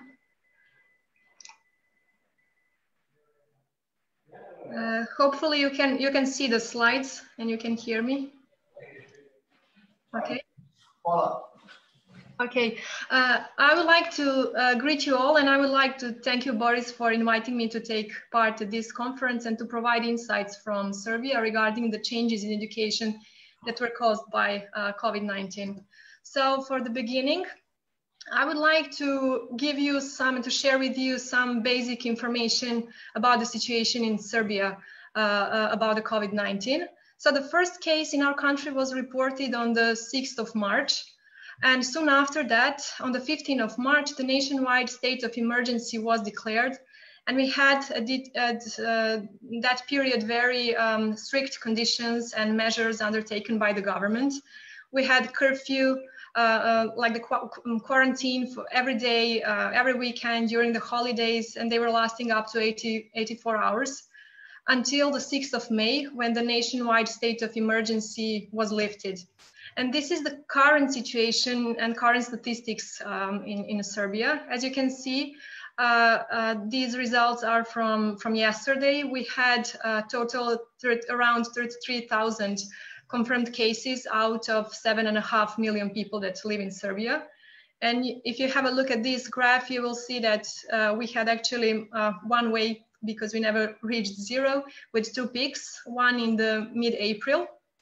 And after that, we had one quiet period through May and June. However, in this period, we have elections, parliamentary elections. After that, they were followed by the protests against the government, against the strict measures for coronavirus. And of course, after that, we had this huge increase in the number, with a peak at the end of July and beginning of August. Now the school started at the 1st of September, and we can expect some changes, but we will see that in October. Now I will talk about the primary and secondary education, the end of the last school year. As I mentioned, the nationwide state of emergency was declared on the 15th of March. It was the weekend, and soon after that, 2 days after, the broadcasting of TV classes for primary and secondary education started on the national TV stations. We also, after the primary education, we have matura exams. So the broadcasting of TV preparatory classes for matura exam also started. And we have a lot of minorities here in Serbia, primarily in the part where I live, in the province of Vojvodina. So the broadcasting of TV classes in 8 minority languages also started by the end of March. This is how it looked like. We had TV classes, and after that we had a platform called My Schools, and all the videos were posted there, so the students could watch it several times, actually as much as they want. And also on that platform they could approach various tests to practice. Actually, these tests were related to the videos and video classes that were broadcasted on the TV. Regarding the teachers, they were requested to improve communication with the students. So they were requested to use various internet platforms, whatever they want to use, like Google Classroom, Office 365, but also to use all social networks, Skype and Viber, and to be in constant communication with their students and to help them in these difficult times. So these are some of the problems that we encounter in Serbia, but now I heard other colleagues from Poland, from Czechia, that had similar problems in their countries. I think they are quite common for all of us. I have to say that these results, that these problems are reported by teacher representatives. So we had information that A lot of children actually reported that they share a small space with several family members, which was very hard during the quarantine. They had very hard learning conditions. Also, a lot of low-income students shared only one computer or one TV with other family members, which was very difficult, primarily for those families with 2 or more kids that attend different grades. And also with families where parents had to work online from home. So these conditions were very hard. Also, students from rural areas reported that they were occasionally struggling with internet access. And also students reported that they were overwhelmed with the homework. And the teachers, similar to the teachers who said that their online working day lasted much longer in comparison to the traditional face-to-face teaching. The problem was also that some teachers were not sufficiently trained for new technologies. And also we had a problem with objective assessment, but that is a whole new topic and I will talk about it a bit later. Regarding the tertiary education in our country in the previous school year, the teaching staff was encouraged to take advantage of the existing learning management systems that exist at their institutions. For instance, at my faculty, the Faculty of Sciences, we've been using Moodle since 2004, so for the last 16 years. And we've been using it mainly to deliver content materials and to communicate with students using different kind of chats and forums. But now we were requested to provide students with enough teaching material and with additional teaching material, to provide them audio and video recordings, to provide them simulations, to be always available for online consultations, and of course to be agile in responding to their inquiries received by email or by question forums, and to help them as much as possible in these unprecedented times. Regarding the assessment methods, I would ask you to have a look once again at this graph. As I mentioned, we had this quiet period through the May and June and maybe beginning of July. So in this period, we actually had the mature exam after the primary school was ended in June, and we had the mature exam performed in person in the mid-June in this period. After the secondary education, we don't have in Serbia a mature exam, but we have entrance exams that were organized at the faculties, and they were organized also in person at the end of June, mainly at the end of June, and some of them at the beginning of July. And also exams at the faculties were performed in this period during the June and July. Respecting, of course, following all these recommended measures, using masks, disinfections, and social distances measuring. Regarding the next school year, 2021, as I already mentioned, our primary and secondary education started on the 1st of September. And parents, before they started, the parents had to choose between online and face-to-face teaching for their kids. And these are the official results. As you can see, majority of, we have 2 cycles in primary education. The first cycle is from 1st to 4th grade, and second cycle is from 5th to 8th grade. But the results are similar. The parents were probably overwhelmed, as we already had opportunity to hear from the previous speakers, working a lot with the kids, replacing the teachers. So a lot of them, 26 and 27% of them, chose for their kids to attend face-to-face classes. In the case of face-to-face classes, schools needed to provide 4 square meters per each student. We usually have around 30 students in a classroom, and now on average with these new measures it is about 15 students per classroom. So depending on the school conditions, there is a complete face-to-face model and there is combined model. So some schools that have good conditions, that have enough teaching staff and that have enough space, they shortened the class duration from 45 and 30 minutes, and they divided their pupils into 2 halves, and they finish with the first, so they have classes with with the first half, then they have a break, and after that they work with the second half. So practically they work much longer, and I have to say that they are not paid for that, but the regulations are like that, and they have to work in that manner. In other cases, some schools do not possess enough space for that. They don't possess enough teaching staff, so they usually split they have a combined model, and they split the classes into two, and 1 week, one half of the class attends the classes online, and next week they go face to face, and then they rotate with another half of the class. Regarding the secondary education, parents and students, depending on the age of the students, choose between remote and combined model. Class duration is here also shortened from regularly 45 to 30 minutes.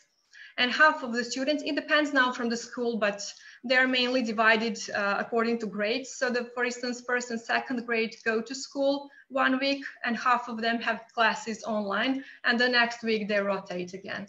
Assessment is of course performed in the week when students are in the school. Regarding the online teaching, it also differs from school to school, and according to their conditions, but it usually includes TV lectures, various internet platforms, according to professor preferences and possibilities, using different kind of social networks, and so on. The tertiary education, I have to say that I got these results, I got this information this morning, and we will be, at tertiary education, we will use the combined model. We will start in October, the beginning of October, and the lectures will be organized online in accordance with the schedule. We are advised to use Microsoft Teams, but we can also use WebEx, Zoom, Skype, and other possibilities, software possibilities, according to our preferences. But I have to say that the freshmen and the sophomores, so the first and second year, for them, the lectures will be organized face-to-face, and for higher years, it will be organized online. Regarding the laboratory practice, we will organize them face-to-face in small groups. We usually have up to 15 students in our groups. However, we will now have, depending on the size of the laboratory, we will have to, I'm talking now about the chemistry, but a similar situation will be also in other disciplines. We will have to split them into several smaller groups, 2 or 3. So we will have to perform lectures several times, like we will have to work a bit more, but that's fine. And we will have to perform exams in person. We are not allowed to perform exams online. Only colloquiums are allowed to be conducted online. We will do that so in person, and exams following all the recommended measures. And I will finish with some teachers' reaction to the proposed model. Some of the problems that appeared during, as I mentioned, the 1st of September was the day when the primary and secondary education started. So some problems arose. First, we have noticed that there is insufficient number of employees. The teachers are reporting that they are already very tired because they are working much more than they used to do. They don't have sufficient technical equipment. And there is one special problem that they reported, that it is very, and I can confirm that this is the case, because I live next to a school, and I can see the students every day in the schoolyards. It's difficult to control students during the breaks. In Serbia, they have a big break that is lasting 20 minutes, and during that break, they are allowed to go out to eat something, to be with their friends. And the problem is they are all wearing masks, but they are in a very close contact. They are hugging, they are kissing. And as soon as they go out of the yard, they are stop wearing masks. And it's very difficult for teachers to control that situation. But schools in Serbia are still working. All of them are working, and we will see how it's going to function later. I would like to thank you all for your kind listening, and stay safe.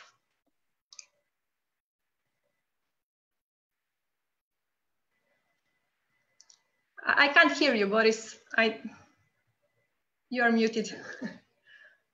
Sorry, I'm a little bit too clumsy. Thank you for your excellent presentation. I'm sure that we can learn a lot also from your experience.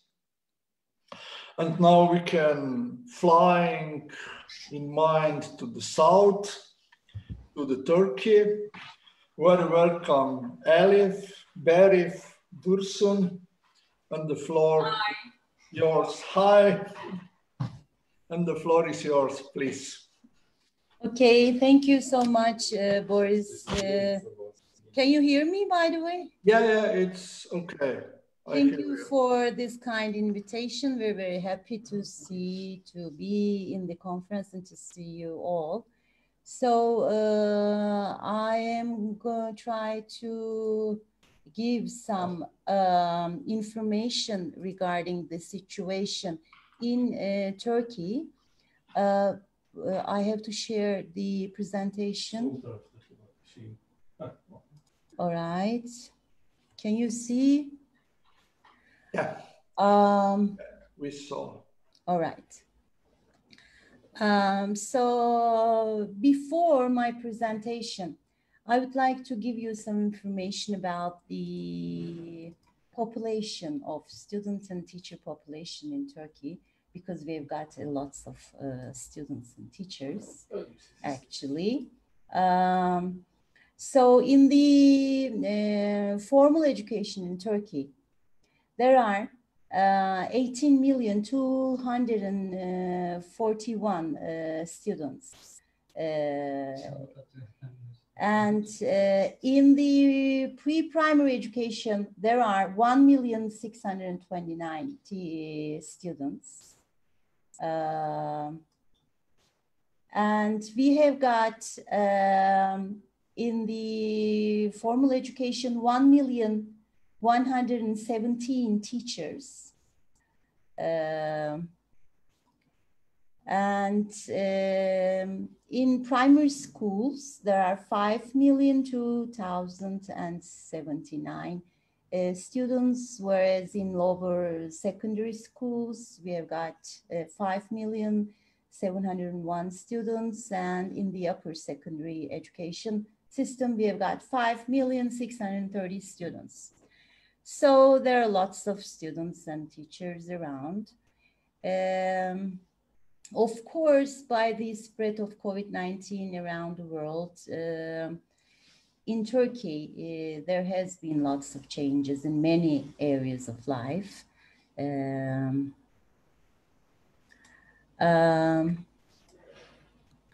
In particular, the distance education process, which started with the break given to face-to-face education on March 16, changed teachers' interactions with students, the method of conducting their lessons, and the course content.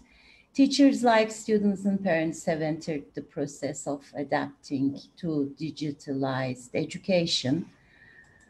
COVID-19 crisis has drastically disrupted the learning process of more than 1.7 billion children, young people and families, forcing schools to close in 188 countries. And during this time, distance education solutions were implemented to ensure continuity of education. And most of the current discussions focused on how much students could learn through online education when face-to-face education was not available.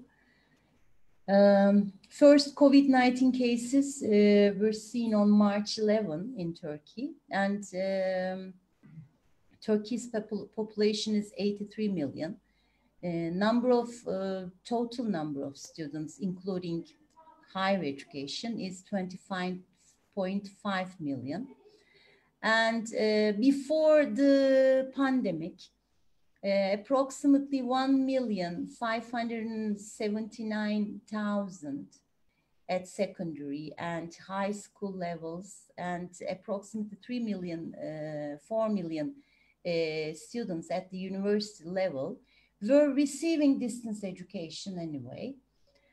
But despite these experiences that we have got, it was still difficult for us to provide distance education to a scale covering about 30% of the whole population. Was a problem that we faced for the first time. The Ministry of Turkish National Education has got a project called Fatih that launches on 2011 and 12 academic year. And at this big project, we have established the Education Information Network, which is called EBA. So this is an educational portal for students and teachers and produces content for all education levels. EBA portal has been the most important educational technology and resource preferred during this COVID-19 outbreak.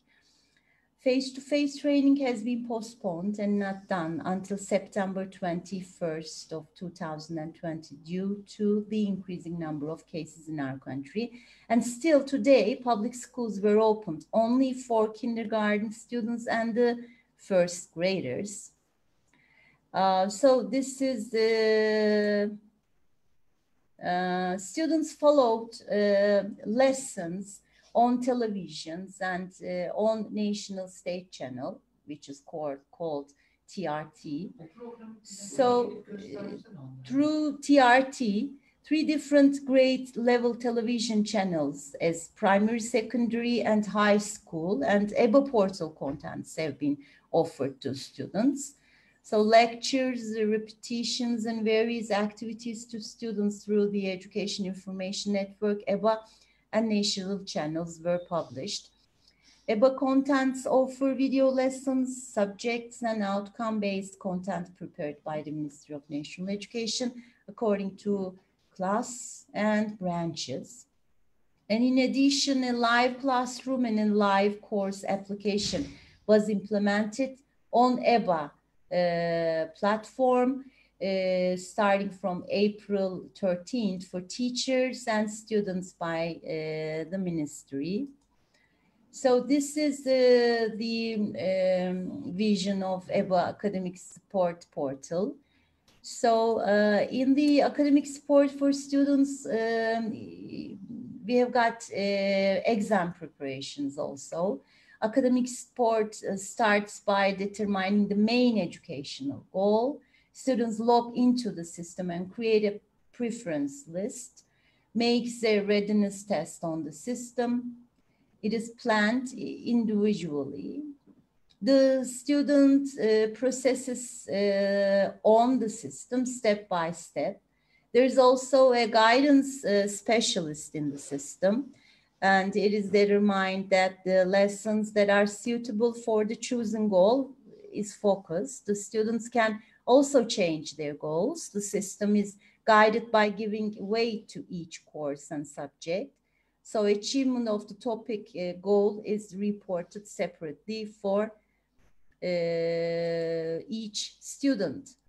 Teachers formed groups on the basis of their own lessons and prepared lectures and digital contents according to students' success levels on conducted their lessons.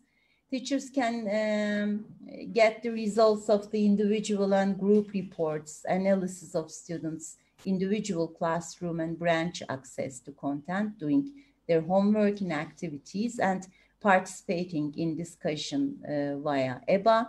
According to the results of these reports, their families were contacted and they prepared and sent rework activities.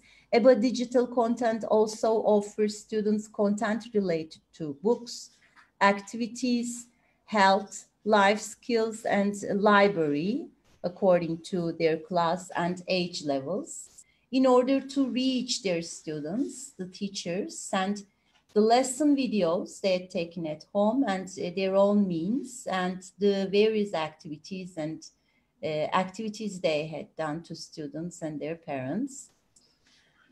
So the families in distance education in this pandemic, families have also significantly affected from the digitalized education and distance education process.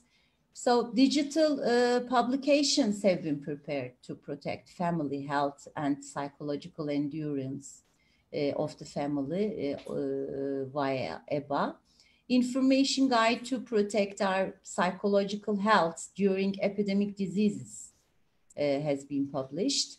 Publications are in the form of digital contents, PDF files, ebooks.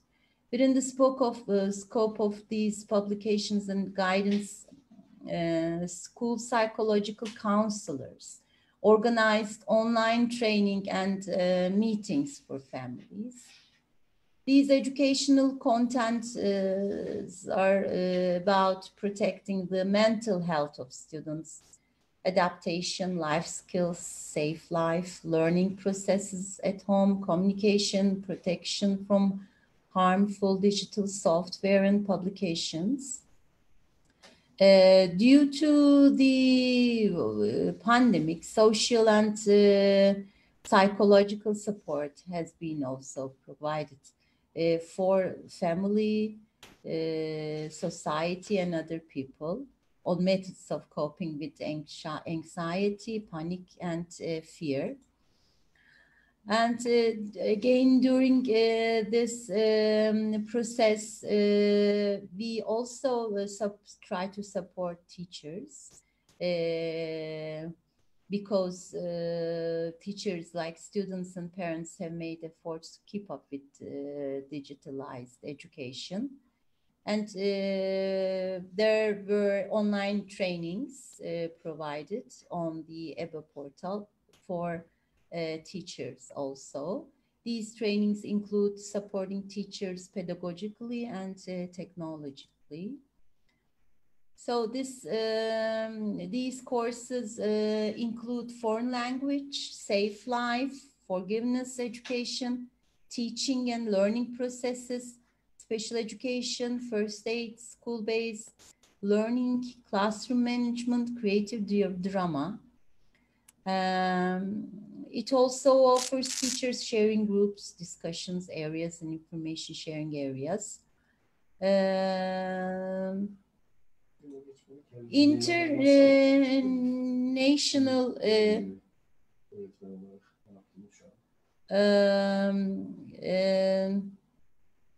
I'm an English teacher in a public school. As schools are closed, we're having online live lectures via EBA for our students.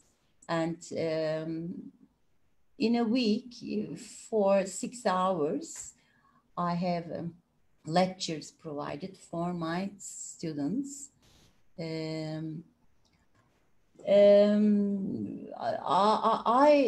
have been asked to prepare this presentation actually on behalf of the association that I'm a member of. So it's called International Association of Grade Educators and Special Educators. So we are, as an association, trying to develop educational, cultural, and social support for especially students in need of special education and gifted individuals. And we had made some informative support seminars via internet in the association, and we supported 26 people through UBET members. Pandemic COVID-19 has caused an outbreak of social change and transformation in Turkey and in the world. Was also significantly affected the education sector with many other According to the data of the Ministry of National Education, only 7,383,000 students out of 15 million students studying in public schools during the distance education process due to coronavirus were able to benefit from online education provided by EBA portal and EBA TV, while 48.9% of the students could attend the distance education courses offered, and 51% could not benefit from EBA, so they could not be reached. These students and families should be provided with internet and computer material support. A more comprehensive study can be carried out for families working as seasonal workers and their children. Internet should be provided to students, parents, and teachers up to a criteria, certain quota. During the COVID-19 outbreak, where societies and countries have passed an important test, it's recommended that families help them to overcome the process with the least harm by having more interaction and communication with their children. Teachers should be supported with in-service trainings, especially in technological and pedagogical field knowledge in the distance education process, and after the end of the epidemic, in the subjects they have insufficient or incomplete. In universities and pre-service teachers, it is necessary to provide the skills required by the digitalizing world through various trainings. At the end of the academic and afterwards, it should be ensured that students, teachers, parents, and are improved through psychological training. So this is the end of my presentation. Thank you for everyone to listen to me. Şimdi değil ki tatlım. Thank you very much for your presentation. Boris has to prepare for another session, so he's away for a while. I hope he will return soon. So now I'm overtaking this session for a few minutes. So thank you again, and let's move on to another country, to Brasilia. So hello, Professor Dr. Agnaldo Arroyo from University of Sao Paulo. Can you hear us? Yes, I can. I just to confirm, because it was informed that should be Dr. Renata from Lithuania, but should I go on? Because Boris said that he would make some arrangement because of Renata need a special time. Okay. So Renata, are you prepared now for the presentation? Yeah, it's okay. I am already, yeah. Okay, so then let's go to Lithuania. Hello. Hello. And then we will come back to Brasilia. Okay. So we can start. Yes. Do you see everything is okay? Yes, everything is okay. Yeah, maybe a bit like that. Okay. Okay, so hello, good afternoon, dear colleagues. Thank you very much for inviting me. I see there are very good colleagues and friends that I know more than 13 years, and they know me from my master thesis, PhD thesis, all these processes. So I'm very thankful for them that they now invite me as also like a colleague. My presentation will be much more concentrated, maybe to my emotions, to my inspirations, less to informative data, because the main thing is that many things that you've heard, colleagues, and that you've told in your presentations very similarly deal to our country, very similarly. So many facts, many data are very similar, just used in our population. I think that all the Europe felt like one body, and we all were maybe victims, maybe future-oriented teachers to change everything, futurists. So my inspirations for today is a little bit to explain how everything was, but in very, very simple way, because as I said, many things are repeated in my country too. So COVID started on March. We all were isolated at home, and this happened till June. So as you see, many, many months, and lots of problems rise because of this. Everyone was learning and studying and mostly working at home, from home, and nowhere else. Even going to outside, to the forest, near rivers, also were forbidden. But people, you know, people are people. They like to go to forests, even when they finish the work. So there was such kind of movement, only home and maybe forest, only home and forest.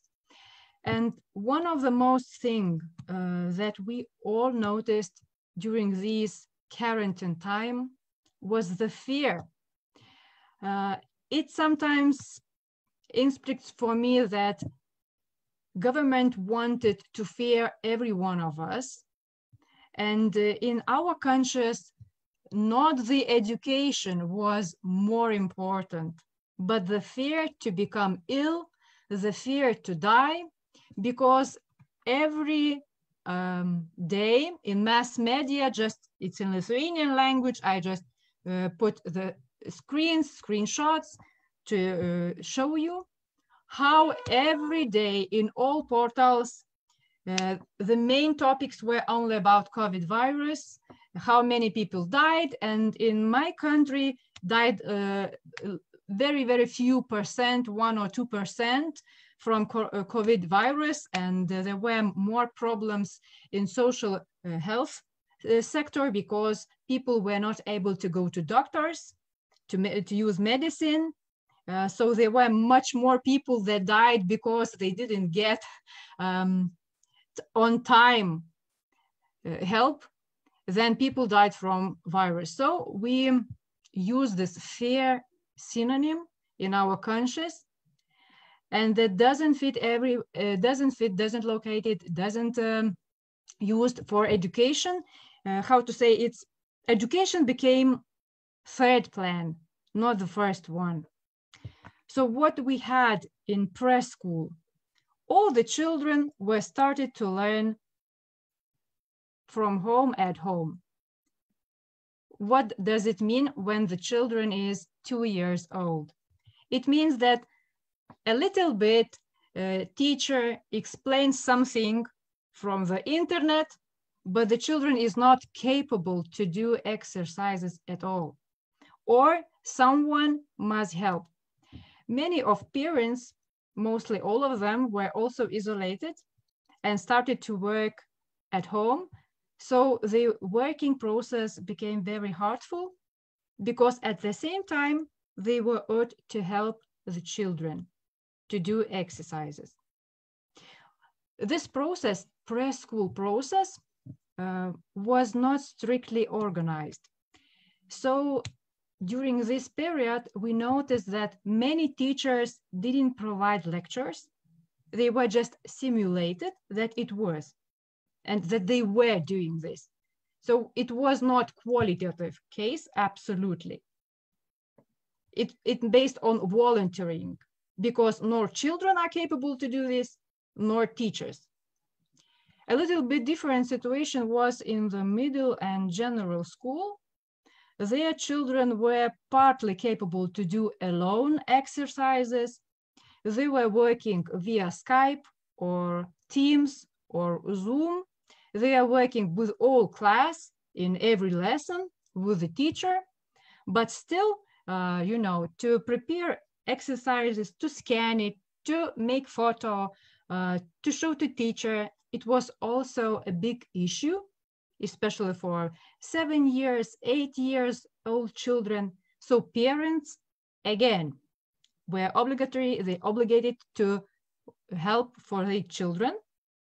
And the process was really strictly organized. It means lesson by lesson, lesson by lesson. So teachers were participating and they learning the third class, the fourth class again, and they learned and they remembered how they were children too. So this is one of the benefits.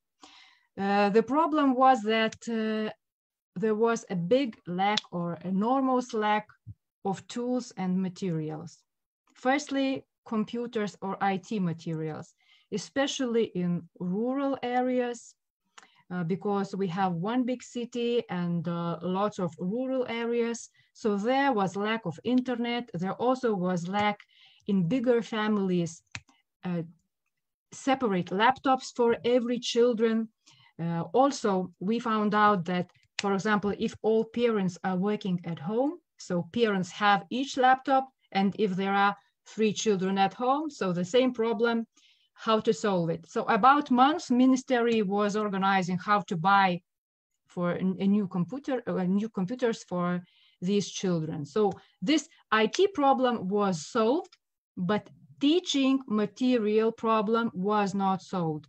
So during 3 and 4 months period till June, there was a big issue how to manage this lack of the tools, and universities helped enough. Teachers were splitting, were sharing good practices. They were exchanging, because it is now, you must use now the lesson, add the lesson, and the main problem is where to get it. So all these 3 months, ministry initiated lots of sharings, but you know, the quality of these things, of these materials are not clear. You just use it because you don't have anything better.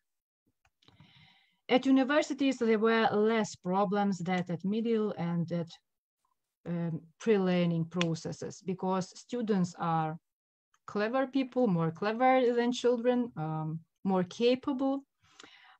Professors and associate professors, lectors also. Most of universities use Teams, Moodle environment, also Skype, also Zoom. It depends on universities. So this cognitive load, of course, was very hard, but technical process, it was absolutely, I can say, not problematic area.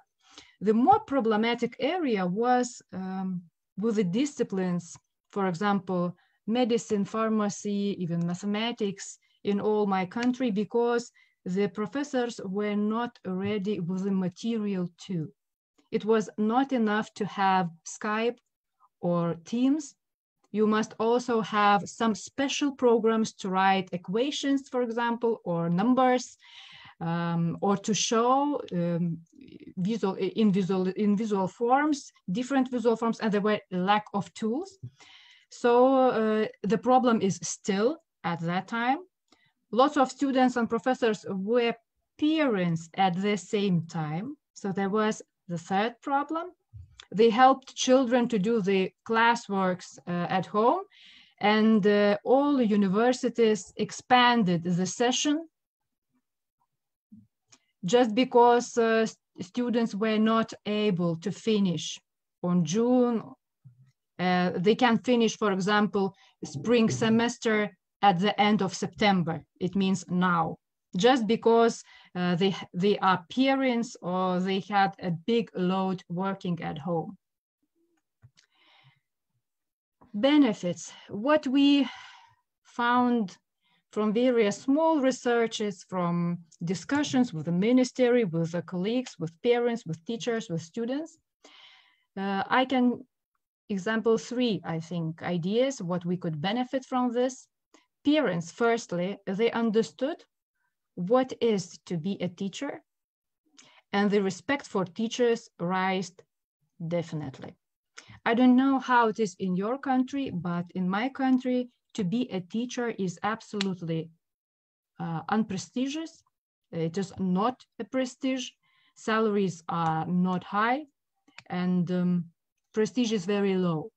So there was a time and many discussions how to raise the prestige, reputation of the teachers, but in the future we will see. Now, at that time, lots of teachers were claiming that only at that time they understood how it is difficult to be a teacher, because you as a parent work only with one child or with two children, and how it is difficult to teach children when there are 30 in your group. So this is benefit. I think in the future, they would more understand teachers, and it's a very good thing. Second thing about teachers, they understood that teaching and learning also can be online, and found a new power to teach. What does it mean?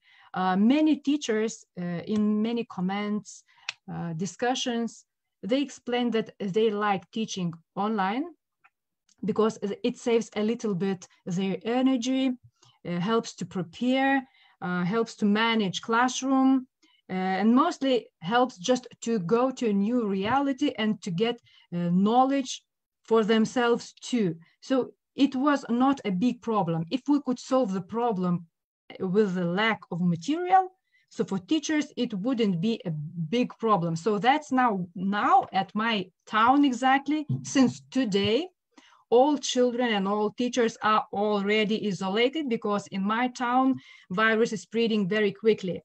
And municipality told that everyone must quit, must go home again. So for teachers, it's not a big problem, but a problem will be also with materials. And for students, they were understanding that virtually not the same as scrolling as Instagram. It is really learning process, and it is serious process. So in many comments, students or children or pupils understood, and they explained, verbalized it, that it's not the same. It's not a pleasure, it's a working process. And it's good because it saves your personal time for learning, and you do not want so much to scroll in Instagram or Facebook, because it's too much of internet and too much of computers at all. The second benefit of universities, ministry, and municipalities. Universities found that they can save money of students. They also can save money of traveling, especially from small regions to more expanded regions, local or international contexts. So they are just saving money of students and some lectures. So it's good benefit. Ministry, at least in my country, learned the lesson how to work virtually. I don't know how in your country, but in my country, all these years, ministry organized only normal discussions, live discussions, and many people were just traveling 3 or 5 hours from other towns, other directions to exact ministry for 1 hour discussions. So now we all are saving time, and we are very glad that ministry now learned how to use internet, virtual portals, and so on. And municipalities learned that there must be much more investment, not just to buy computers, but investment to IT tools and materials of the curriculum and content. Why municipalities, not ministry? Because in Lithuania, money goes from municipality to the schools. So the biggest problem was lack of material in virtual format in all areas, lack of time to prepare materials, lack of good curriculum visualization, not even invisible things, but also alive, for example, in science, life science education, and lack of social contact and group work. In all cases, it was very difficult, and it is still difficult, for example, in universities to organize group work, normal group work, not just discussion, but real problem-solving group work, because it's not alive, you're not seeing anything, everything you need to see. So this is also a big problem still at the same time. So for my presentation, that is all. If you would have questions, I would answer, and thank you very much. All presentations were very, very interesting for me. And I repeat again, many things were absolutely the same in my country. So take care and be very healthy. Okay, thank you, Renata, for your presentation. And now it's actually time for the last presentation. So let's move on to Brasilia. And hello again, Professor Dr. Agnaldo Arroyo. Can you hear us? Thank you. Yeah, I can hear you. I'm just going to share this. Just looking for, here it is. I guess you can see, yeah? Yeah, yes, we can see it. It's okay. Okay, just move it one. Okay. Yeah, so first of all, I would like to thank you for the invitation. I will try to control the time because it was requested to do in 10 minutes and we can save some time for discussion. So I'm talking from São Paulo. São Paulo is in the south part of Brazil. I will show you on a map. This is one of the epicenter of the COVID around the world. So it was asked by Boris to think or to share some experience that how we are facing with the situation of COVID around the country. So I'm work at the University of São Paulo, Faculty of Education. Here there is a link for the ResearchGate repositorium and also the email for those that are interested. Also, I share on the chat the address, call for conference that it's going to be held next February, the IOST conference. 2010, if, yeah, I'm right, it was held in Bled in Slovenia. So the next time it will be in Korea, South Korea, but it will be, unfortunately, completely or fully online, yeah? So next one, the first question that Boris posed to me, it was about the overall situation in Brazil, in the country. It's a very huge country. Here you can see some data just to create the context. Until last week, we are the second nation in the number of contaminated people and also in the number of the deaths that was caused by the COVID. Now it's India because of the proportion of the population, but we're still growing up on the curve, as you can see. That I was impressed because as it was showed previously, the total number of deaths in Serbia, it was around 800. 800, it was the number just for the last night here for the whole country. So it means that on the last 2 days, every day we lose a whole Serbian. Yeah, it's really terrible data. But mostly caused by the lack of national coordination. The president of the republic is denying science, is denying education. It's unfortunately, he has the same behavior as Donald Trump. He don't use masks. Even the Minister of Education, of the Minister of Health is encouraging people to use masks. He appears in the public. And now his last statement is saying that teachers don't want to work. So teachers are weak professionals. So yeah, it's awkward to listen to these kind of things.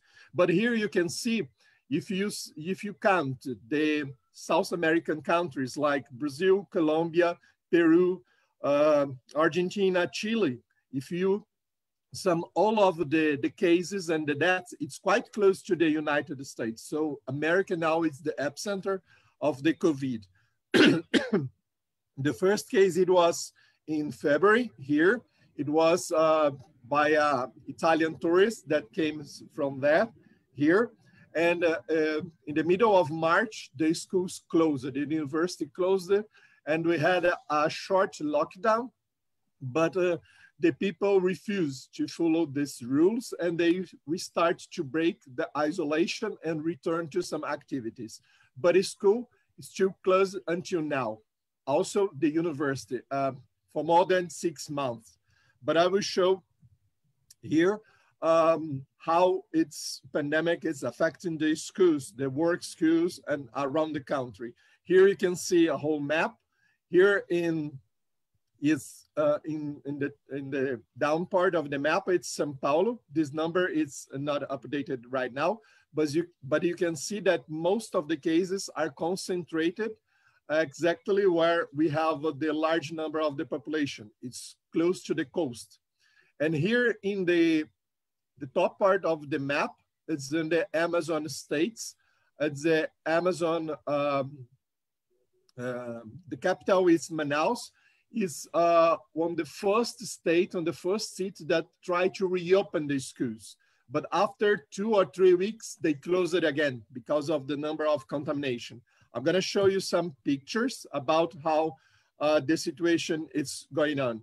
Here, these pictures, most of them, it's from Manaus, from the north part of the country, the first state among the 27 states that compose the country. It was the first one that tried to reopen the schools, but they start with the kindergarten and the early childhood education. You can see trying to keep the distance between the students and the classroom, and they try to reorganize that part of the students go in one day, another part of students go to school in another day, but it's complicated, especially for youngers. How you can control them to keep using mask all of the time or avoid them to exchange the mask. It's a play, it's a game for kids. Yeah, it's almost impossible. And here you can see also, they try to measure the temperature of the teachers, the staff from schools, but just during the time that they're at school. Outside of school, they can be in touch with other people, that there is no control. So easily, the number of contaminated people in this city increased again, and they close the schools now. In the other states, the activities and the school is still being doing remotely. It means from different situations. But here on the down part of this slide, you can see some people on the street, even using masks. They are protesting against, because some of the municipalities are pushing them to reopen the school. So they are protesting, saying that if they keep the schools closed, they could save lives, and lives matter right now, taking into account the number of contaminated and dead people that we are having. So most of the population, here you can see in this graphic, 7% of the population in Brazil are in favor of keeping the schools closed. Just 21%, they prefer to reopen the schools because they need to leave their kids. Yeah, if the schools keep closed, the kids are at home. So how they are dealing and with this situation. But most of them, fortunately, are against this kind of problem. And how is the preparation and the responses that you can see? The situation, it's very diverse because it's a diverse country, and there is a diverse situation considering the economic situation. Here are some examples of some activities or responses for different states. São Paulo state is the richest state in the country. So you can see here a studio, a TV studio, when they recruit some teachers to record classes to spread for all of the schools from the states. So they use the state TV channel. They create an app. On the first picture you can see, they create an app to deliver video classes, to deliver material instructions. But the problem is that it's not accessible for all of the students. Taking into account the number of the students for the whole country, around 40% of them don't have computers or laptop at home. So some of them are using mobile phone. So taking into account the size of the screen. So if you put a lot of information in the video, it's difficult for kids to understand all of the information. And also the access for internet.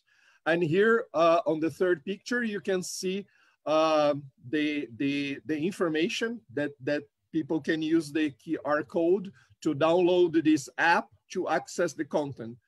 On the down part, on the lower part of this, you can see the schedule that parents and children can access the class. that is transmitted by the TV channel.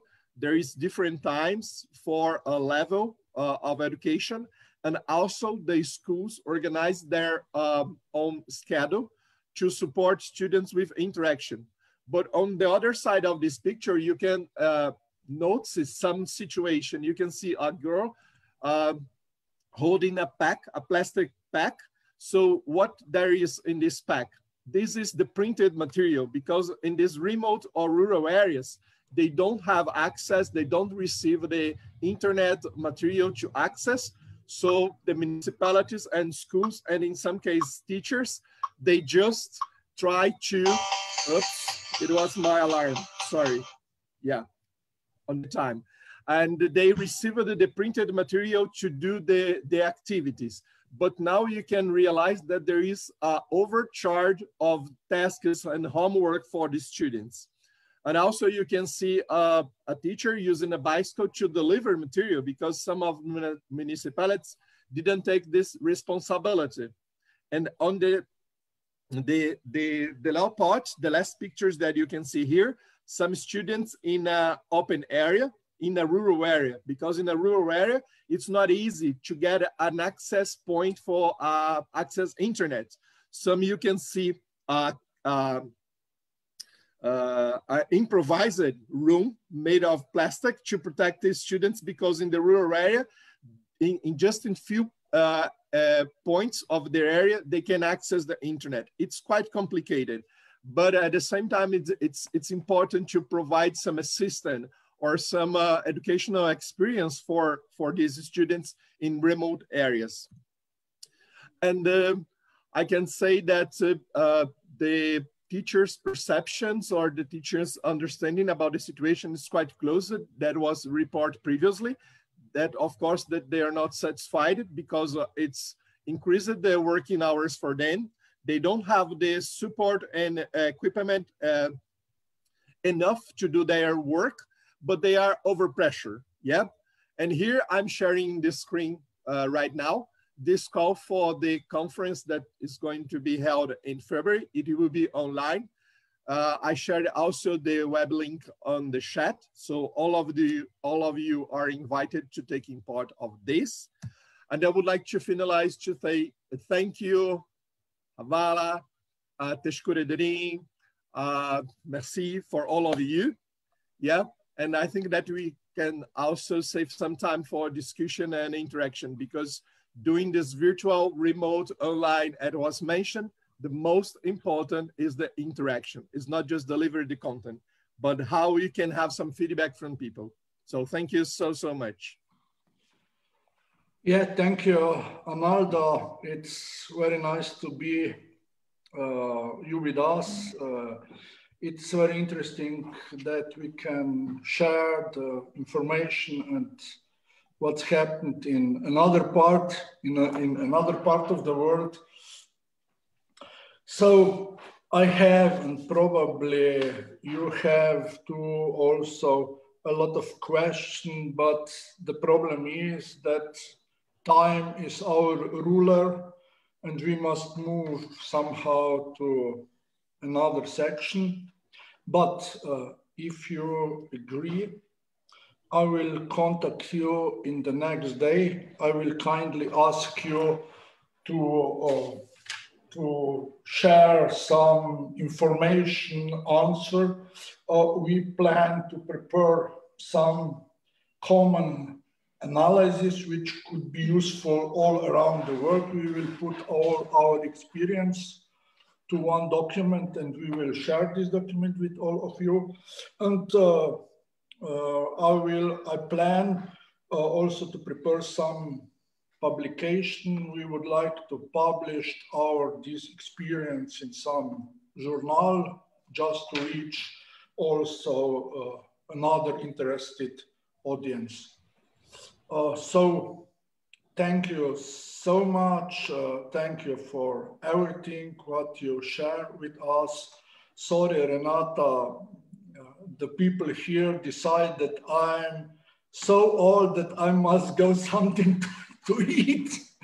They don't leave me to work here, but we will stay in contact with all of you. So thank you really so much. And I will contact you in the next day, and we can continue to sharing the information and to make some useful analysis for all of us. Thanks for this moment. Carl, thank you. Dušica, Arnaldo, the colleague from Turkey, Elif. Okay, our colleague from ministry who prepare the people from Poland. It's really nice to be with you, Martin. It's nice to be with you. Oh, Monica, you don't change your surname. It's the same. Microphone, you must turn on. You have the same name. Yeah, okay. Bu ders kesim raporu bu mu acaba? İki tane var. Okay. Thank you, and see you soon in life, in old reality, which, to my opinion, had been better than this virtual one. Okay, thank you. Bye-bye. Karnım acıktı.